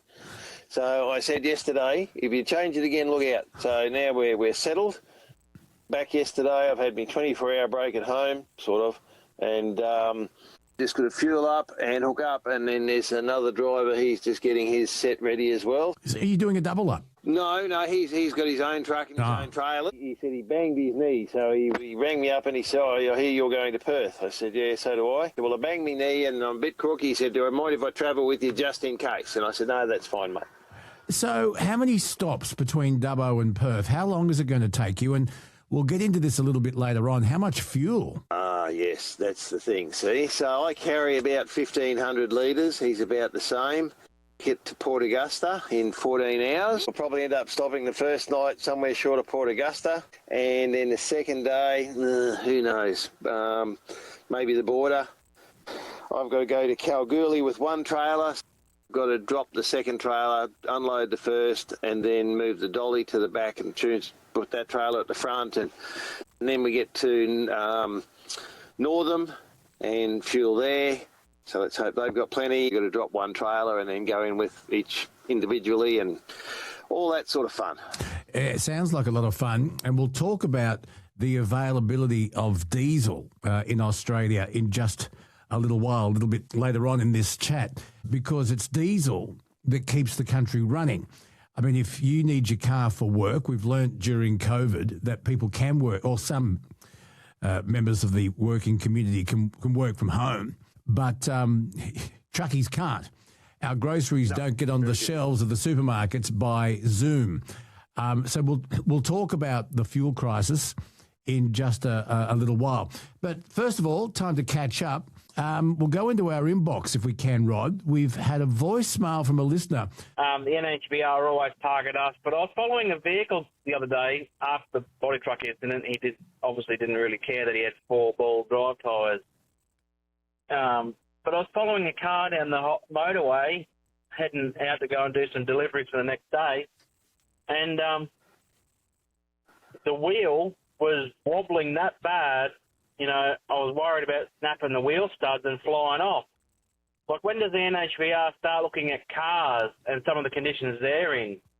I mean, sometimes you're driving down the highway at night time, there's no tail lights on an old ute, or, you know, they've got one headlight, or I've even seen a car that's had a full head-on collision and then drove off and kept driving like there's nothing wrong with it. You know, we seem to be the target and make the headlines, and, you know, as soon as something goes wrong, they fire the bullet straight at us, but they never have a look at any of these sort of cars that are out there on the road. I had a brief comment about this, but I wanted to save it for you because he is a truckie. He said, what can the NHVR do? Well, the NHVR is the National Heavy Vehicle Regulator, and it looks after heavy vehicles. The condition of a motor car is up to the responsibility lies on the mechanic that passes it for rego, but also that's what the police are for. The NHVR doesn't have anything to do with motor cars, does it, Rod? No, it doesn't, mate, no. And it's up to the police to do something about that. Like years ago, you would hear people getting pulled up for only having a headlight or something like that. You don't hear it now, but geez, you see it a lot.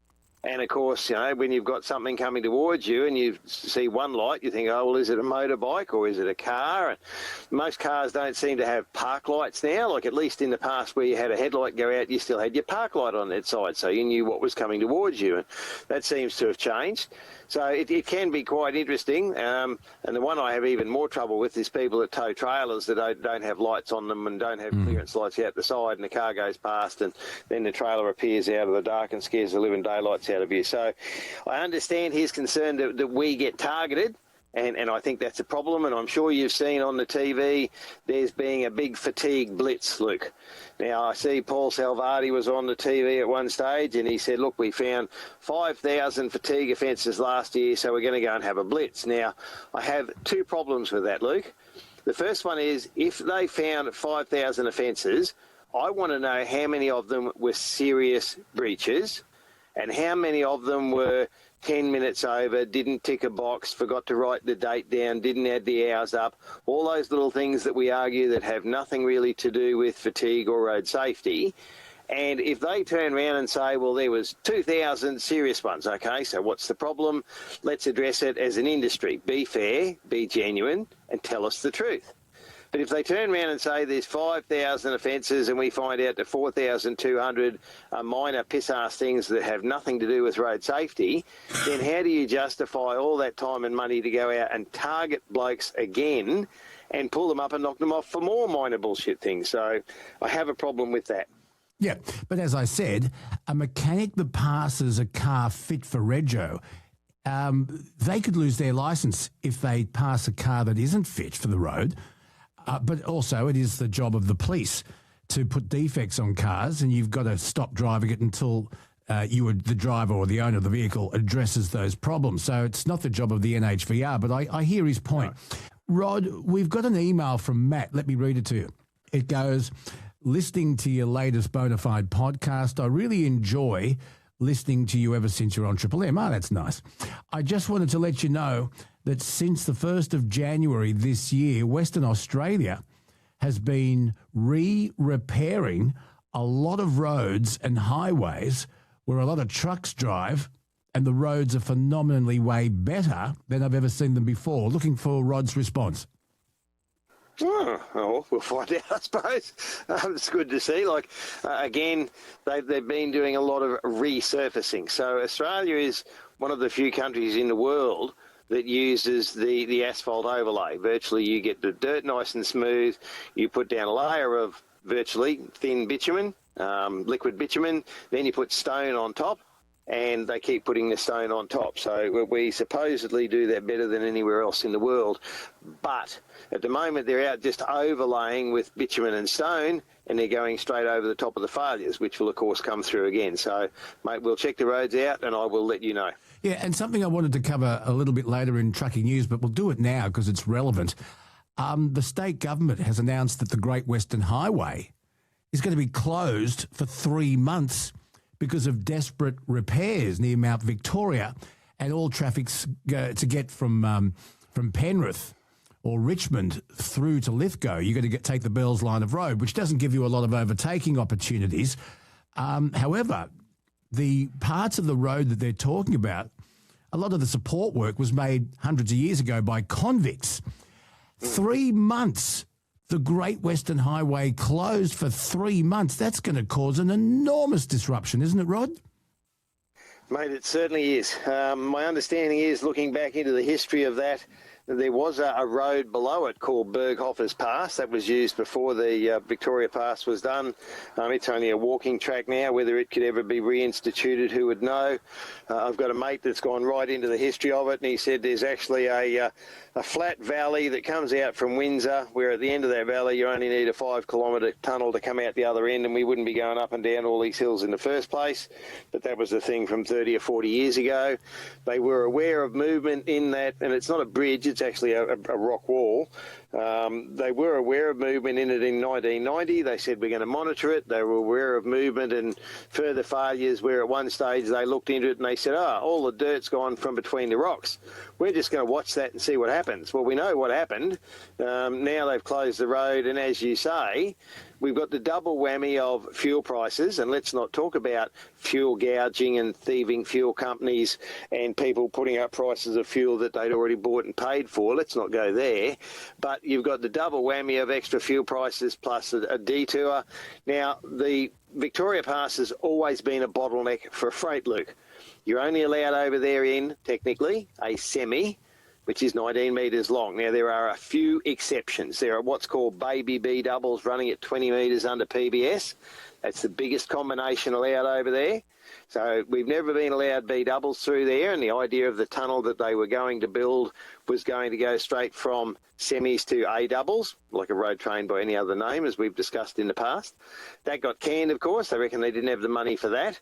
And now that road's closed. So it's double the volume on Bells Road. And I saw some bloke sitting there yesterday not moving because of the congestion. It's not the best road. There's a very, very long, steep descent on it that, you've got to be really careful of. Some of the corners are narrow, and I see there's already been some complaint about trucks, having wheels over the centre line. Well, they have to do that so they don't run over the Armco on the other side. Yeah. And people just have to have a little bit of patience. But why is it that knowing the problem was there, that nothing's been done, everybody's fobbed it off and let it go, and now we're in a situation where they say 3 months, Luke, but it could be longer, and virtually all the people in Western New South Wales are being punished and penalised, and that's wrong. Well, I'll tell you something. Last weekend, the Penrith Panthers had a game of NRL against the Cronulla Sharks at Carrington Park in Bathurst. Now, I can tell you that Carrington Park has a capacity of 11,500 people, and it was packed. The Panthers are almost a local team that they draw from the Bathurst Penguins. Can you imagine what the Bells line of road was like as the only way to get to Lithgow and then on to Bathurst over the weekend? Yes, and look, I did talk to a gentleman from an ABC program, and I said, you do realise, of course, that it's not just servicing Bathurst and Orange and Dubbo. I said all the freight that comes out of Sydney to Mount Isa and Darwin comes out that road as semi-trailers. They come to Dubbo, they hook up another one as a road train, they go to Bourke, they hook up a triple. So all of that stuff is now joining that mix, is being delayed further, is costing more because of the price of fuel, and it's because people looked at it and said, we'll let that develop. So it's developed now so that we don't have a road, and that's a real problem. You know that little... Well, it's a kind of everything business at Little Hartley. As you're heading west, it's on the left. It sells sweets, it sells hot chili, it's novelty goods. They've got no customers, and that's just one example. It's 3 months, and the Minister for Transport said, 3 months, yes, if everything goes according to plan. When did the last government project go according to plan? Yes, that's what I say. 3 months if we're lucky, mate. It could be longer. And again, are they going to fix it properly? How are they going to do it? I don't know. Maybe we should ring the Chinese. They'd come over and build a new tunnel there in about 6 weeks, wouldn't they? Oh, jeez. Yeah. All right. Yes, right. Some fun and games for people wanting to use the Great Western Highway over the next 3 months. I'm tipping it'll be more like 6, and that is catastrophic, absolutely catastrophic. And Kelsey, you drove the Kona to Bathurst, and we went via the Bells line of road. There aren't many overtaking opportunities, but imagine the Great Western Highway shut for 3 months. Unbelievable. And how did they let it get to this? How did they let it get to this? As I said, Blaxland, Wentworth and Lawson took less time. So, Luke, I do have a good and a bad caravan story for you. Oh, okay. We're all listening. Okay, so on the way to Adelaide last week, yes, went from Melbourne to Adelaide, driving along, and here's this caravan sort of slowing down, coming towards me. He's half off the road, so he hasn't got off the road. He's sort of sitting half on the road and half off the road, slowing down. There's a truck right up his clacker behind him. Yeah. And I called the truck up and I said, geez, you'd think he could have found a better spot to pull over and mess about. And he said, no. He said, it's worse than that. He said, I watched him. He sat at the exit to the parking bay till until he got there and then pulled straight out in front of me. And I locked everything up so I didn't run into him because I'm coming the other way. And then he said, as soon as he's got out and the highway started to accelerate, he's looked out the mirror, obviously, and the driver can see it as well. The door of the caravan's flapping in the breeze. So that's why he's halfway off the road trying to find somewhere to stop and shut the door. So not only was he an idiot for pulling out in front of the driver, but then he's messed him round again. Going across, I think, coming into Tintinara, wherever it was, there was another caravan there, had a wheel virtually come off. And again, honestly, the length of the caravan in front of him was a wide shoulder where he could have been safely off the road. but he's stopped half on the road with a police car there and all the traffic's got to go around him. Why he couldn't have pulled up, 10 feet further, I don't know. But then on the good side, Luke, I'm on my way home from Adelaide back to Melbourne, sorry. And I come up on this caravan. There's a car between the caravan and I, and the caravan's got a tiny little sign about 3 or 4 inches high that says 18/40. So I called up. I said, copy there, the caravan eastbound in front. Oh, yeah, mate, yep. I said, may I make a suggestion? He said, what's that? I said, mate, I can see your 1840 sign there. I said, I'm in the truck behind you, so you can see how far back I am. And I said, no one could read it from here, but I said, I know what Channel 18's about because I started it many years ago. And the lady on the radio said, oh, would that be Rod Hannifey? Yeah. Of course, after I stopped laughing, I said, how would you know that? Oh, we listen to the podcast all the time. Hey. Yeah, so well, there you go. So to Joanne and Louie, safe travels in the caravan. Thanks for doing the right thing and having a sign, but for goodness sake, get a bigger one. Oh, we love them. They're so good. Was that your good story or your bad story? You had two. No, that was the good one. Yeah, it certainly took me by surprise. So. What's the bad story? Anyway. Oh, the bad one was the first one. He already said it. Okay, sorry. In front of the truck, and yes. I thought they were combined. Caravanners that are listening to this, send us in your questions about travelling on the road with trucks, good or bad. We want to hear from you specifically, caravanners. How can we all get along better? What's your suggestion? Well, I actually feel like, Rod, tell me if I'm wrong about this, but I actually feel like caravanners in general are like, most of them I feel like want to do the right thing if they're educated. Like if they know what they're doing. Yeah, I've heard some stories from Nathan's parents, about their caravanning adventures, and it seems like at least the group that they're in, like they all kind of want to be more educated because they respect trucks. But I know that not all caravanners are like that. No, and to get to them is really hard. Like there is the CMCA, the Camper Van and Motorhome Club of Australia. They're the biggest group, but they represent more motorhomes than caravans. There's the Australian Caravan Club, and I've been to events with both of those groups and done seminars and things like that. But again, for me to go to all of those things, I'd have to give up my job, and of course that makes it pretty hard to feed the family and pay the bills. I get a lot of invites, but they're a very disparate group, a bit like truckies. They're all individuals. They're all alone. How do you get to them if they're not in a club? If they're in a club, they might have a newsletter, do a seminar, they go to something, I've got a chance to talk to them. But other than that, trying to get hold of them individually. And look, I've actually rang the biggest caravan manufacturer in Australia and said, I have this thing called the Caravan Survey. Maybe when you sell a caravan, you could give it out with a new caravan and they'll think you're really good people and you'll help them understand and be safer on the road. No, it's too hard, we can't be bothered. So that's really sad. I've certainly tried. And honestly, I think from, when I started many, many years ago, having Caravan Channel 18, that sort of thing has helped. Going to those seminars and, I could probably say off the top of my head I've been to 15 or 20 over the last few years with different clubs and groups, and I've always got a good reception there, Luke. Good. Many years ago, the first time I went to the Stone the Crows Festival, which unfortunately doesn't happen anymore, we had 300 people. Walked in and spent an hour and a half listening to me talk about sharing the road with trucks and asking questions and answering questions. And I still get feedback from them occasionally. I remember seeing you there and it was really helpful. And as you say, the majority want to do the right thing, but unless somebody calls them up and says, copy there in the caravan, man, are you aware that what you just did was the wrong thing? For example, moving over to the shoulder and slowing to 80 kilometres an hour when there's 5 trucks coming the other way, thinking the truck behind you can do a Harry Potter and just narrow up to a metre wide and scoot past at, warp speed. So, some of the time they think they're helping and they're actually making it worse. And that's the stuff that we have to target, both for their safety and ours. Maybe we can do a special caravanning edition. Well, let's get someone from the CMCA on. Tuesday. Yeah, we've said that for a while. They're hard to get in contact with. Let's do it. And also, caravanners, have the radio on the right channel.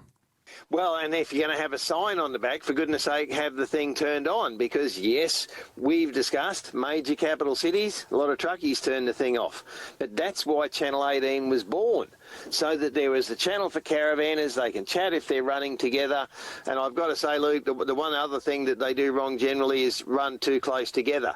Now, not their fault, but coming out of Dubbo, on Thursday night, Friday night, I had a old mate in his farm truck. Now, I'm sure that everybody's seen a farm truck dawdling down the highway at 85 kilometres an hour without a care in the world. He's thinking about his pigs and his sheep and whatever else he's going to do that night. And you drive past, and it's like they're in another world. You know, there's no one else on the road. They can just take their time. It's a lovely afternoon. The sun is shining. But old mate had someone with him, with another vehicle behind with a trailer, and they're stuck virtually one car length apart, so no one could pass just one of them. And, of course, in the overtaking lane, which was uphill, I struggled to catch up, and I give them a flash to say, hey, how about instead of you accelerating up to 95, let me get past? No, they said on that, so I had to overtake them after that and had to overtake them together. And, of course, I did meet that bloke that we all loved the other day too, coming up in an overtaking lane. Now, this is going to sound like I'm a real prick, Luke. Rod, you could never be a prick. That's right. So, again, car doing about 95. Now, I'm a third of the way from Melbourne to Adelaide. I've got a fair way to go. I've got to get in there to get to bed. And this car's doing about 95. So it makes it really difficult to overtake them in a truck which is speed limited to 100. I put my foot through the floor, and unless I'm going downhill, it won't exceed 100. So we get to the overtaking lane, and I'm out beside the car, and they've sped up that little bit. So now they're doing about 97, and I'm gaining on them, and we're coming to the end of the overtaking lane. Now, before we got to the end, they never put their indicator on. They never moved over. They just sat there beside. So I'm actually the truck. I'm in a B-double. I'm fully loaded. I'm 60 tonne.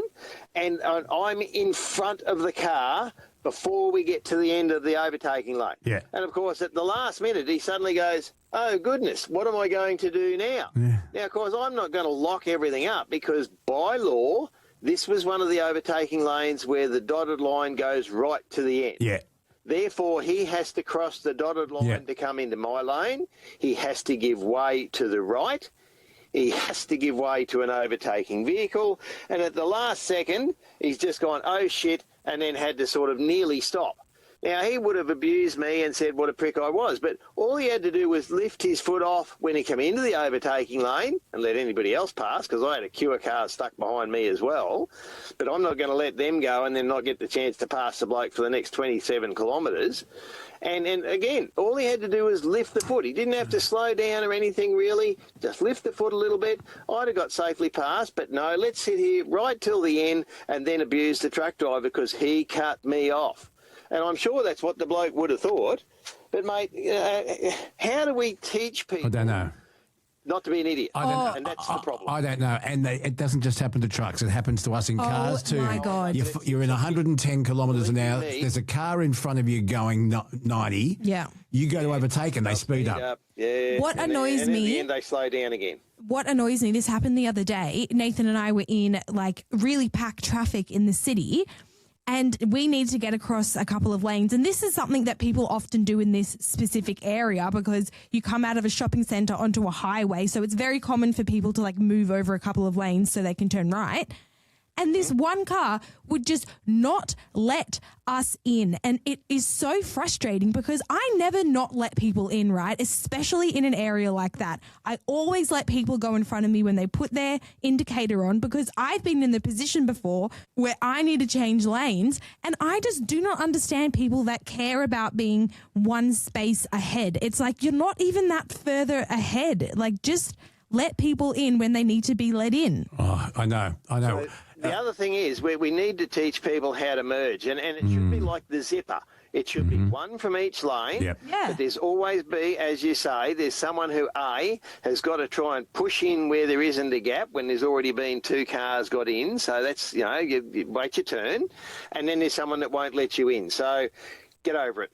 No, people are so rude. What's wrong with people? Just be nice. Just I be know. nice. By the way, the largest, most popular caravan manufacturer in Australia is Jayco. Is that who you were referring to? Yes. They have 37% of the market. Yes, I know. I have tried individual dealers. I have written to them. I have sent them the, caravan survey. Never got a response back, which is a bit disheartening, as you say. They've got a very big market position. You would have thought something as simple as a little bit of education would have made them look better.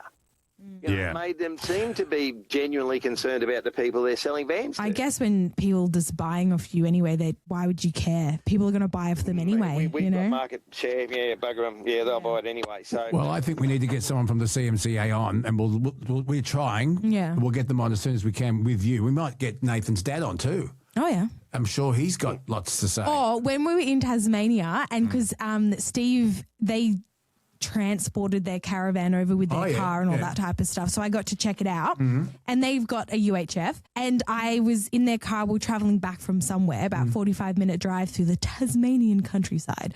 And I was like, Steve, turn it on, turn it on, turn it on, turn it on. Like, I want to see how it works. And I fully understood what you meant by people just sitting on there talking absolute shit. And it was funny Was because... it 10 or 18?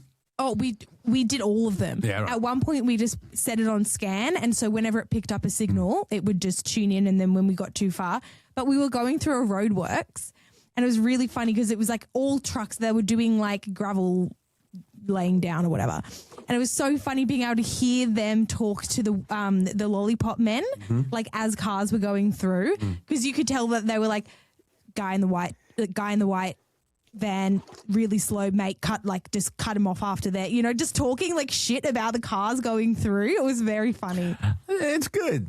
It is good. It's entertaining. It's kind of like eavesdropping. It is. It felt like we were eavesdropping, and I kind of loved it. Yeah. Well, I reckon we should get one on our next road trip just to listen in. Honestly, it is fun. It is fun. Okay. We'll get a sponsor. Yeah. UHF. Who manufactures UHF radios? Yeah. I don't know. Let's get them on as a sponsor. GME in Australia. GME have been a sponsor of mine for many years. They've supplied me with radios. They used to make sort of car radios as well. They don't do that anymore. But GME make them in Australia, and there is another manufacturer as well. But GME are good. Okay, we're onto it. GME. I heard you have fantastic radios. Yes, the best in the market. And we can help you move more. Yeah. Anyone out there with a product, if you have it, we'll flog it. Hey, that's a slogan. I know, you've said that for a while. Rod, that chat we had with Travis Sinclair, how good was it? Yes. And due to you, mate, I missed out on the film clip and, playing me harmonica and, the triangle, and I haven't heard from Travis. You obviously scared him off. But looking forward to his new single. I see there are a couple of other young country people. Somebody sent me a link during the other day, and I'll have to have a listen to that and come back and give you a thought, and then we'll have to get them to come on and tell us what they think about trucking in Australia. Absolutely, but because of the Travis Sinclair clip. Well, I put a clip up on Facebook. On Facebook, yeah. And there was a big response. Luke, what were some comments that caught your eye? Okay, this is from Cole. This could almost be lyrics to a song. I don't know about that. Okay, well, let me show you. If I get a bit doughy, which means tired, I always aim for a 45-minute nap. 15 minutes to get some sleep, 15 minutes of actual sleep, 15 minutes awake before heading off again, and find I'm right to go again. Oh, it's like Dr. Seuss. But you were right. Now I'm 45 minutes behind and being regulated, legislated, restricted, and there's no catching that 45 minutes up again. It's gone, but I'm still here, so there's that. Keep it safe. Like Dr. Seuss. It is kind of Seuss-ish. Yeah. Yeah. Rod? Yeah, mate, when he said 45 minutes, I'm thinking, of course, the power nap thing is don't have more than 20 because then you get into REM sleep and that makes it worse when you wake up, but he's got the plan. Yep, so he's on the money there. And look, again, I'm just writing a draft requirement for Rod Pillen Transport for the new HVNL2. So under the current law, we have 3 levels. We have standard hours, which is 12 hours. We have basic fatigue, which is 14 hours. And we have AFM advanced fatigue, which is 15 or 16, depending on what state you're in. And then, of course, we have the WA regs, which are completely better, again, as we've discussed in the past. So when the new law comes in, supposedly in July or something this year, we will only have 2 levels of fatigue. So we'll have standard hours. So instead of bringing the standard up to the 14, which is what everybody might have preferred, I would think, they've said, no, what you have now is BFM, where we have to do a course and be accredited, but so does my fleet controller. So the reasoning behind that is if the fleet controller says, Rod, go and do this. No, I can't do that. Why can't you do that? You should be able to. Well, they also have to do a course for BFM. But now all that's been thrown out, standard hours and anything above standard hours, we have to apply again to get accredited. The company has to apply to be accredited, and there's going to be a number of templates, which of course they can't tell us what they are yet, one of which will be sort of what we have with BFM. So why do we have to throw away something I've had for the last 20 years and go and be accredited to do exactly the same thing the next day? That's a load of crap, but that's my view. So we'll see where that ends up. But I'm writing a list that we would like a couple of minor changes, nothing serious, but just simply to make it easier for a driver, particularly, for example, here, to go to Perth and back. Last time I made it to Cobar. Now, Cobar's 3.5 hours from Dubbo. I ran out of hours at Cobar. I sat there for 24 hours. It's probably more fatiguing to sit there because, of course, you've pulled up, you've driven, then you're out of hours, so you go to sleep. Then you've got to get up, sit there, walk around all day, do shopping, look, and then try and go to bed so that you can go to work again to get home that night. And it's just a load of crap, and they don't recognise that that makes it worse. It increases your stress. It's another night, 3.5 hours. And I still had legal hours for the week and everything, but because of the logbook, I had to sit there for 24 hours. So that's just ridiculous, and we've got to get a little bit of flexibility. So all we really want. There's a comment on that we've received from Craig about the logbook. It's not a very long comment, but it's to the point. Craig says, call it the death book for a reason. Forces you to drive tired. More fairy tales in mind than the Bible. Yes, and of course the authorities will say nobody forces you. Well, that's crap. We've got cameras that say you can't do this and you can't do that. We have a national camera network that watches everything you do. And in the past, let's be fair, Travis said the same thing, mate.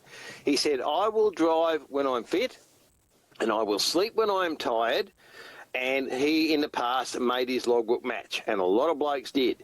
Now, a lot of those blokes did millions of kilometres without an accident. It was probably 10 years ago, a bloke stopped me at a truck stop. He said, mate, I have never in 20 years on the highway struggled to be safe because now with all these cameras, I have to do what they tell me to do. I have to sleep when they say go to sleep. I have to drive when they say drive, whereas in the past, I drove when I was fit and I slept when I was tired. And we're different. The days are different. The loads are different. The temperature's different. The roads, all different.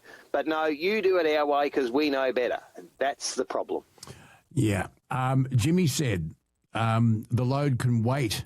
Doesn't mean you have to shonky your logbook to get the next load. If you need to shonky your logbook, that's a management problem. Can't use that as an excuse. Some days I get 3 hours down the road and have a break. Some days I do 5 hours. But it is what it is. If you have to rest, then rest. That's from Jimmy. Yes. Now, I had a discussion. We had at that stage, the RTA came to Dubbo, and there was a pretty high-level people from the RTA. There were trucking industry people here. It was about changes to the law. And this RTA bloke came to me and he said, so what happens if, you get down the road and you haven't got enough hours? And he said, drop a trip. Now, his example, and again, the things that affect our ability to manage our fatigue and do the job safely and by the book are all out of my control, Luke. I go to a place to load, I turn up on time, the forky kicked his toe, or the machine broke down, or this bloke's paid me more to get loaded first, you sit there for 2 hours. So you sit there for 2 hours, and after 2 hours you go over and you say, what's going on, mate? Oh, yeah, look, we won't be long, but, look, we're nearly there, mate. Yep. So they sit there for another half hour. What's going on now? Oh, yeah, look, if they'd have told you at the start you were going to be there for 3.5 hours, you could have gone to bed. You could have had some sleep. You could have set yourself up. But no, they lie and they bullshit. Now, I can't control that, and yet I still have to be somewhere the next day. Now, my boss expects that. The truck's got to make money. He's got to pay for all that fuel that we're being exorbitantly ripped off for at the moment. And the RTA bloke said, well, if you don't make it, just stop. And that's fine for him. But when you stop, Luke, you don't lose an hour's pay. You lose 2 days' pay. Because if I don't get to Brisbane on Wednesday morning to unload and reload during Wednesday because of what happened the day before, and I don't get there till Thursday morning, you've missed your time slot, or we've given that load away, now you're going to sit there for another day. So I could lose half a week's pay simply because of 1 hour. And his answer was, just give up a trip. So, how many people can give up half a week's wages because they lost an hour because somebody else didn't give a shit about their time? Yeah, lots to think about there, and we'd love your feedback. lukebonaradioguy@gmail.com, and leave us a voice message. Just follow the prompts because it's really important. Well, Rod, the big news this week is the world's fuel crisis because of the Strait of Hormuz. And today, Donald Trump is saying, well, the rest of the world has to come in and police this and escort ships through that strait, which is predominantly run by Iran, which is attacking ships. So we have a shortage. It was an extraordinary performance in Parliament by the Energy Minister, Chris Bowen, this week, who stood up in Parliament and said there was no shortage, that deliveries were on time, they're coming. It's panic buying that's causing the problem. Calm down, Australia. It's not like toilet paper during COVID. Relax. And then the next day, which I found extraordinary, he said there is a fuel crisis. We do have a shortage. And he announced that they are going to temporarily allow what's being called dirty fuel to be released for 60 days, 100 million litres. Now, I spoke to Peter Khoury from the NRMA, who explained it beautifully. The dirty fuel isn't exactly dirty. It's the same fuel we've been using for years up until a couple of years ago. And what Australia did, it tightened its environmental pollution laws so that the sulphur was then also refined further so that the petrol we use today has less sulphur than it had 2 years ago. So it's an Australian requirement. And he's going to release this higher sulphur petrol to the public, he says, for 60 days in an effort to try and boost supplies. But it's funny, isn't it? One day, nothing to see here. All the rumours are just rumour mongering from the right. The next day, there is a problem. Maybe panic buying is adding to it. I have no doubt it is. However, let's get to this. Yes. I was really, really eager to hear what they were doing about diesel. And let me explain why. And this is my opinion. Australia runs off diesel. Obviously, Rod, the trucks. Some people can work from home. It makes life really, really difficult for those people in regional Australia that need their vehicles. Really, really difficult. But some people can work from home. If you live in the cities, hopefully you've got public transport you can rely on. If it means less cars on the road because people are conserving petrol, it might encourage people to carpool, etc., etc. But let's talk about diesel. Trucks cannot get groceries to supermarkets working from home. You can't do it on Zoom. Let's take it even further. Our farmers, there are no electric ploughs or headers or sprayers or electric farm equipment. Farmers need diesel to produce our food. Let's look at our fishing industry. Those trawlers that go out and bring fish back to our shores, they don't run off electric power. They don't run off 95. They run on diesel. So, Rod, I'm really keen to hear from your point of view. Is the government looking after our supplies of diesel? Is there enough out there? You're about to launch yourself on a long trip to Perth and then get back home again. What's the government saying about the current fuel crisis and how is it addressing diesel? Probably three things, Luke. Now, the issue of fuel capacity and storage has been raised probably over the last 5 years, and they say that we have 25 days. Now, 25 days is not enough. We don't do the manufacturing that we did. We're down to 2 plants in Australia that produce fuel. I think there's one in Brisbane still used to do it, and there was one in South Australia. I think that one's closed. I think there's one in WA now, where we had about 13 many years ago. So they've all closed down, and we understand in one reason why. They can send a crude over. It is cheaper for someone in Singapore to refine it because they're refining millions of litres daily, and we were doing a million less. Well, we only have 2 refineries. We only have 2 refineries, yeah. So we had more, Luke. Yeah. We had more, and they've closed down. Yep. Some of them are storing some of the fuel that we have out that capacity. But, of course, then the government said, oh, we've got a solution to this. We're going to store fuel in America.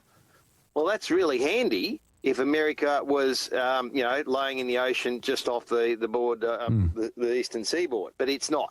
So storing fuel in America is probably pretty much like having a hip pocket in a submarine. It's a good idea. It just doesn't work real well. So, one, we don't have enough storage because we don't produce enough. And also, Rod, just to point out that refined petrol, 91, 95, 98, has a relatively short shelf life. So it's unrefined oil that we need to have, and then we need to refine it. Yes. Yes, and we need to do that here because we can't rely on storing it overseas. Yes, most of our fuel comes from Singapore. But, mate, a lot of these fuel price rises are for fuel that was bought weeks and months ago. Yep. The ACCC say they're going to talk to them. So what are they going to do? Say, oh, Rod, we owe you $25 because that fuel was too dear last week. We're never going to get that money back. They've let that go too late. They should have jumped on that from the start. That's my view. Oh, but also the government, the government last week announced that fuel companies that are found to be price gouging will be fined up to $100 million. Now, is that a big enough incentive to do the right thing? And is it too late? Because we know the gouging has already happened. So what are they going to do? Turn around and drop their prices? Well, now they can claim it's, we've had to buy more because there is a shortage, etc. So the problem, as you say, Luke, is that it's a compounding problem, right? So now we've got Mount Victoria closed. So any truck coming out of Sydney, let's use Dubbo for an example, right? Any truck coming out of Sydney, he's now paying more for his fuel. He's also got to take a detour around Bells and spend another 4 hours in the traffic, so he's wasting more fuel to do that. So anything that comes into Dubbo is going to cost more. So then the people in Dubbo who have shops and buy things out of Sydney, they're going to charge more. So that price is going to go up. So it's a compounding problem. You mentioned the farmers. Look, I'm really concerned about idiots that have gone and bought petrol in jerry cans and taken it home. I hope they don't blow themselves or their car or their house up because they're doing something really stupid. But I'm also concerned that 2 weeks ago, Luke, we had enough fuel tankers in Australia to deliver fuel for everybody. Now, the number of fuel tankers hasn't dropped. What's happened is people have gone out and gone, shit, I better order more than I need right now because I won't have any next week. And farmers are partly responsible. They've got crop season coming up. They've got planting season coming up. As you said, the tractor won't run on air. So they thought, oh, geez, I better make sure I've got some diesel now so that I can go planting in 2 weeks. Now, they've gone hard. They've gone and said, well, I need an extra load or I need another load. You've got them storing it. And diesel is non-hazardous. It's not like taking diesel home. These people take it petrol home in jerry cans. That is dangerous. But, mate, the people that have gone out and said, well, I need all this fuel now and I need it more than anybody else, 2 weeks ago we had enough fuel tankers and enough fuel. If people hadn't gone stupid, we'd have still had enough fuel tankers and enough fuel. And, yes, the government said there's so many boats in the terminal, there's so many boats on the water, and most of our fuel comes from Singapore and other places. So, again, I wish that people had had a little bit more sense, and maybe it wouldn't have gone stupid, but somebody started charging fuel prices when they did not pay that amount for the fuel, And that then, of course, as soon as people look at it going up, shit, I better get some more. It'll go up again. I better buy some more. So that's made it even worse. Yeah, but let's also remember a huge consumer of diesel is our mining industry. God, help me. Yes, and the railways, Luke. And the railways. The railways still use diesel. Yes. To power their electric motors. Yes, exactly. And the mining industry. Yep, everything on the mines runs on diesel. Just for our listeners' information, just to get your head around this, Kelsey, we here in Australia consume approximately 92 million litres of diesel every 24 hours. Just get your head around that. 92 million. We've got, I think, in reserve 2.7 to 2, between 2.7 and 3 billion litres. Rod, the IEA, the International Energy Association, of which Australia is a member, says that member countries should have 90 days of refined petrol and diesel in store at any one time. We've only ever had between 30 and 35 days. Explain that. Well, we don't comply. We are an island country, and for the government to turn around and say their solution is to store it in America, we've already discussed how sensible that might be. So, yes, we do need the capacity. Now, you can't do that overnight. It's a bit like saying, well, we should have had a tunnel through Mount Victoria, mate. That's not going to happen overnight either. So these things have been there. They've been an issue that they've been able to fob off to the next government and the next government and the next government, and now all of a sudden people have gone, oh, shit. Now, I did hear one expert say, oh, well, we've got to get more electric cars. Now, if you live in Sydney and you go to and from the shops, that might be an answer. As you said, there are no electric farm implements, and there are no, look, outside of a handful, there are no trucks that can use electric power to run from Dubbo to Perth and back. There are no facilities, there are no vehicles, there is no capacity for it, and we need diesel at least for the next number of years, and for people to say, put it on the train. Now, mate, I saw a video yesterday. The Darwin stores had about 4 mangoes left on the shelf. That's all there was because of the flooding there. The rail line is down to Perth, and that's why I'm going to Perth and every other truck driver that hasn't been there for a while. Because the water washed the rail away. So the rail can't do it if there's no bloody stone underneath the track. No, I know. And just while you're on price gouging, this was interesting. During the week, the independent fuel group, Inland Group, made a statement. Their operating officer is a bloke called Nathan Lang, L-A-I-N-G. And Mr. Lang, we'd love to talk to you on the podcast if you're willing. But he reckons the current Bowser price right now reflects what he's paid for the fuel. No, Mr. Lang, we know that petrol stations had jumped their prices on petrol that they'd already paid for at the old price. Yes. There is no doubt about that. They didn't buy it the day before. They bought it months in advance. And there are some companies, of course, that have, futures contracts for fuel, and they'll do really well, while others will pay more. So, again, that's business. That's how it works. It is whether you're clever, but simply hoarding fuel and buying it when you don't need it, that's exacerbated the problem. And the fuel companies have just jumped on it and said, oh, goody, goody. Yeah. Well, we'd love your feedback. The government's not missing out either. Like, obviously, there is GST on the fuel. So, they're getting a bit more out of it at the same time. Certainly, people have said they should cut the excise or cut the GST, whatever it might be. That doesn't solve the problem of having sufficient capacity of fuel for the needs of Australia. And that's another topic, and I'm happy to go there. And I'd love our listeners to tell us what they think. But there's been a lot of talk about cutting the fuel excise, which is at 51 cents a litre. Just imagine that, Kelsey. Every dollar you put in your car, 50 cents, 51 cents goes to the government, which is supposed to go back to the roads. Bull. And electric vehicles don't pay that. It's another topic for another day. I'm happy to have that discussion. Scott Morrison back in 2022, because of the cost of living, he did reduce the fuel excise significantly. I think he reduced it to 22 cents. Do you remember that, Rod? So it has been done before. There was a lot of pressure on Morrison to keep it at that, but they didn't because of the billions of dollars in earnings. And so you've not only got the fuel excise, you just said it, you got GST as well. But, you know, it's not the price that I'm talking about. It's the availability. And diesel is so, so important. Last thing, Rod, I had a conversation with my mechanic, Michael, down the road the other day because I saw on Facebook that his business was advertising for another worker. He's just got himself into a new workshop. It's bigger, it's flashier, it's shinier, and he's looking for another qualified mechanic, or he said, I'm happy to put on an apprentice and pay them really decent wages. He has had no response. He's advertised it everywhere. He said no one is interested in becoming an apprentice mechanic. And we had an interesting discussion about that. And it's not just mechanics. I mean, you ask any builder, any tradie, it's really hard to find an apprentice.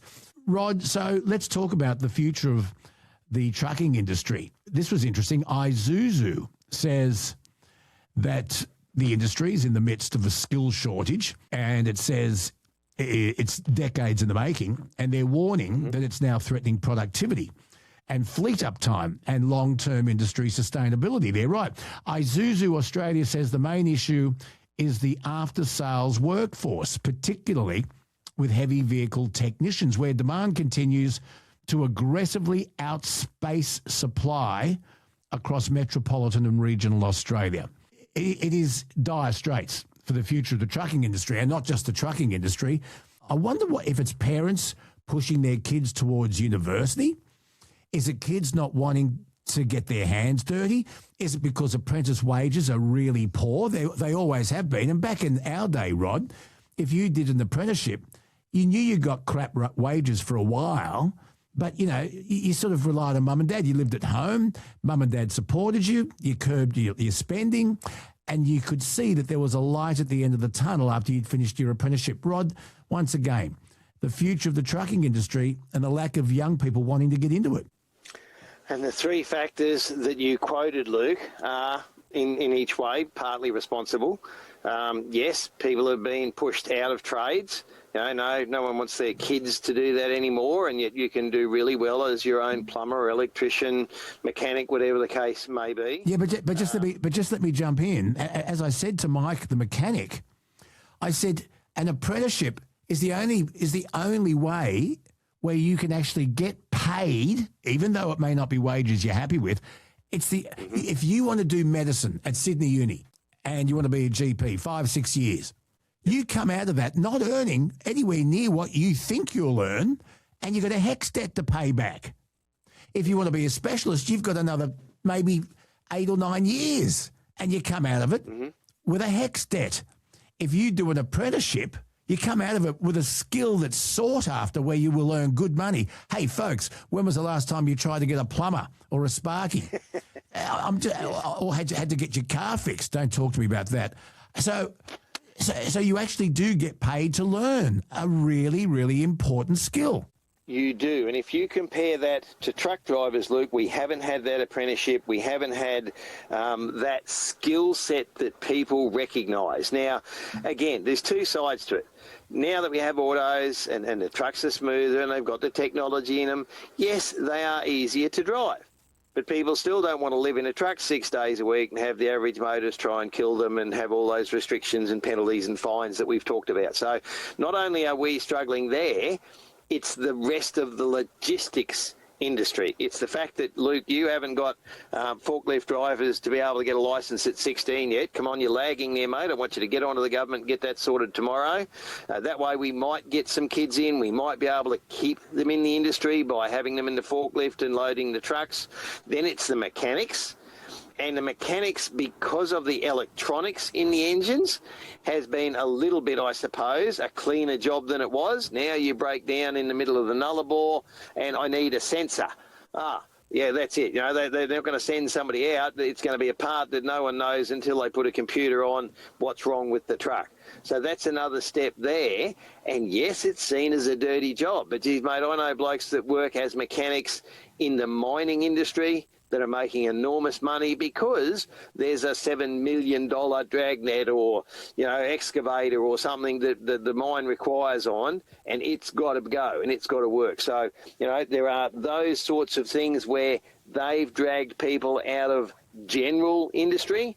You talk to anybody that works in a mining town, they can't get an electrician or a mechanic because the mines have dragged them away because they offer them more money. So you can make good money. But if we don't have people going into those roles, then that's going to get worse and worse over time. And again, not everybody can go to uni. Now, as you say, years ago, if you didn't do well at school, and Lindsay Fox, just one example, certainly in our industry, you know, didn't do well at school, wasn't that way related, left, and look where he is now. You know, it's a multi-billion-dollar company. Now, had somebody made him go to university to do an academics degree or whatever it is, an arts degree, would that have helped him?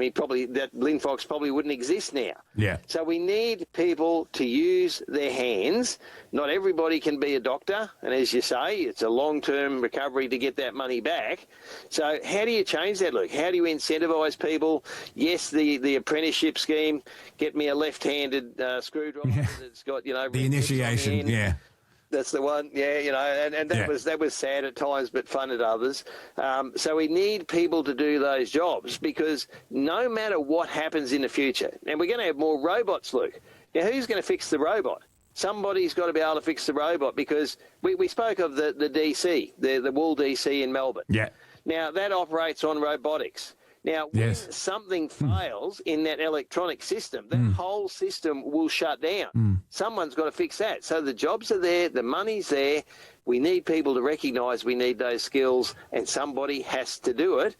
And we can't just get people from overseas because they don't know necessarily what our systems are. We know they don't understand our road rules, and that's a whole other argument we won't go into now. But, yeah, where do we go for the future, mate? It's a real worry. Well, you know how I'm an ideas man? Yep. Okay. We get the CSIRO, who are very clever. I mean, we here in Australia, we are leaders in this sort of thing. Hang on, Luke. Have you just heard? They're about to put off heap of staff because they've got no money. Yeah, I have. CSIRO. Yeah. That's a terrible loss. Anyway, sorry to spoil that. And it's had its funding nearly halved. It's unbelievable, isn't it? And we invented Wi-Fi. My idea is this: we go to the CSIRO and we somehow try and get them a huge grant. And what we need to do is clone Fergo. We need more Fergos, and we get some of Fergo's DNA with his mum's permission, and we get the CSIRO and we clone Fergo from Broken Hill. There you go, mate. Problem solved. See, I'm an ideas man. Mate, they'd all be friendly, they'd be affable, they'd be prepared to get in and get their hands dirty and have a go. They'd be genuine Aussie kids. That's what we need. Rod Hannifey, how long until you, after all your stops, how long is it going to take you to get to Perth? I'm hoping to be there Wednesday or Thursday. Depends on the delivery on the way and what hours they're open and whether I can sort of do me drop on the way and then get straight in. So Wednesday, Thursday, which means probably won't get out of there till Friday, which means another weekend away from home. Do you come back empty, or are you picking something up there to bring it? No, I've got a load. I've got a load to come back already. Yeah. You never want to do... A long way to go without one. Yeah, it's a long way to come back empty, isn't it? It is, yes. Just incidentally, are you taking a road train? Yes. How fully laden, at capacity, what can a road train in weight tow? Look, let's say 80 tonne. I won't. B60, isn't it? I've got something. B68, yeah. You know, in simple terms, I could add it all up for you and say depends on how many axles and whether you got a tri-dolly and whether you got HML. So there's all factors. Just be a little. Just bring it back to Luke language for a second. Yeah, let's say 80 tonne. 80 tonne, Dubbo to Perth, fully at 80 tonne. How much diesel do you reckon you'll use? Off off the top of my head, let's say it's 1.5 kilometres to the litre. I'll probably do a little bit better than that. 1.5 kilometres, and I think it's 3,600 from Dubbo, although I can't remember last time I measured it. You just go and do it. I don't measure it before I go. But, yeah, so 3,600 at 1.5 kilometres to the litre. You've got a calculator, Luke. I've got mine in my hand and it's busy. Kelsey, get your calculator out. Stop. She's playing Tetris. No, I'm playing chess. Oh, jeez. Good to see that you're on the ball. Yeah, no, she's doing... I didn't realise I was meant to be part of this. She's doing her astrology. I've told you before, Kelsey. Oh, yeah. Stop looking at your astrology. You're off with the fairies. I don't think I can work with you anymore. Oh, boo-boo. But, Rod, do me a favour. If you can, I would love to know both how much fiscally it costs in diesel at 80 tonne to get to Perth and back. I want to know how much. This is just one truck, folks, one road train. No, it costs Give us an idea of how much diesel, both in litres and money, that's costing. I'd be really interested to know. All right, I'll keep a record for you, but to be fair, I am going light. Now, I have a cubic load. I have a load that isn't right up on maximum weight, but it fills the trailer, and it's a piece of machinery, and I've got steel, I've got all sorts of weird stuff on there. So I won't be right up on my 80 tonne, and I'll probably do a bit better on the fuel because of that, but I will keep a record, how much over and back, Luke, and I'll let you know. I really want to know. I think that's fascinating. Rod, safe trucking, mate, and I hope when you do get close to empty, the truck stop that you refill at has some black liquid gold under the ground for you.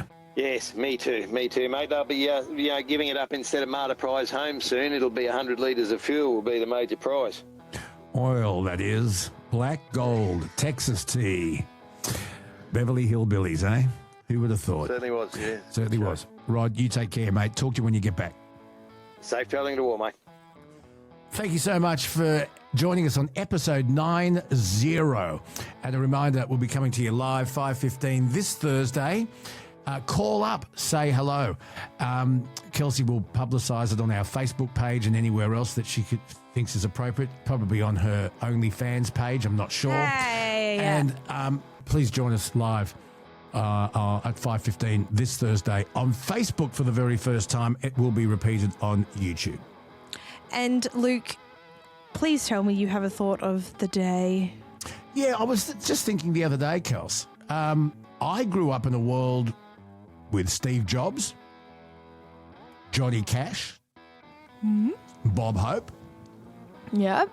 Now there's no Jobs, no Cash, and no Hope. No. Please don't let anything happen to Kevin Bacon. Oh, very good. Very good. Clap, clap, clap, clap, clap. Bye. But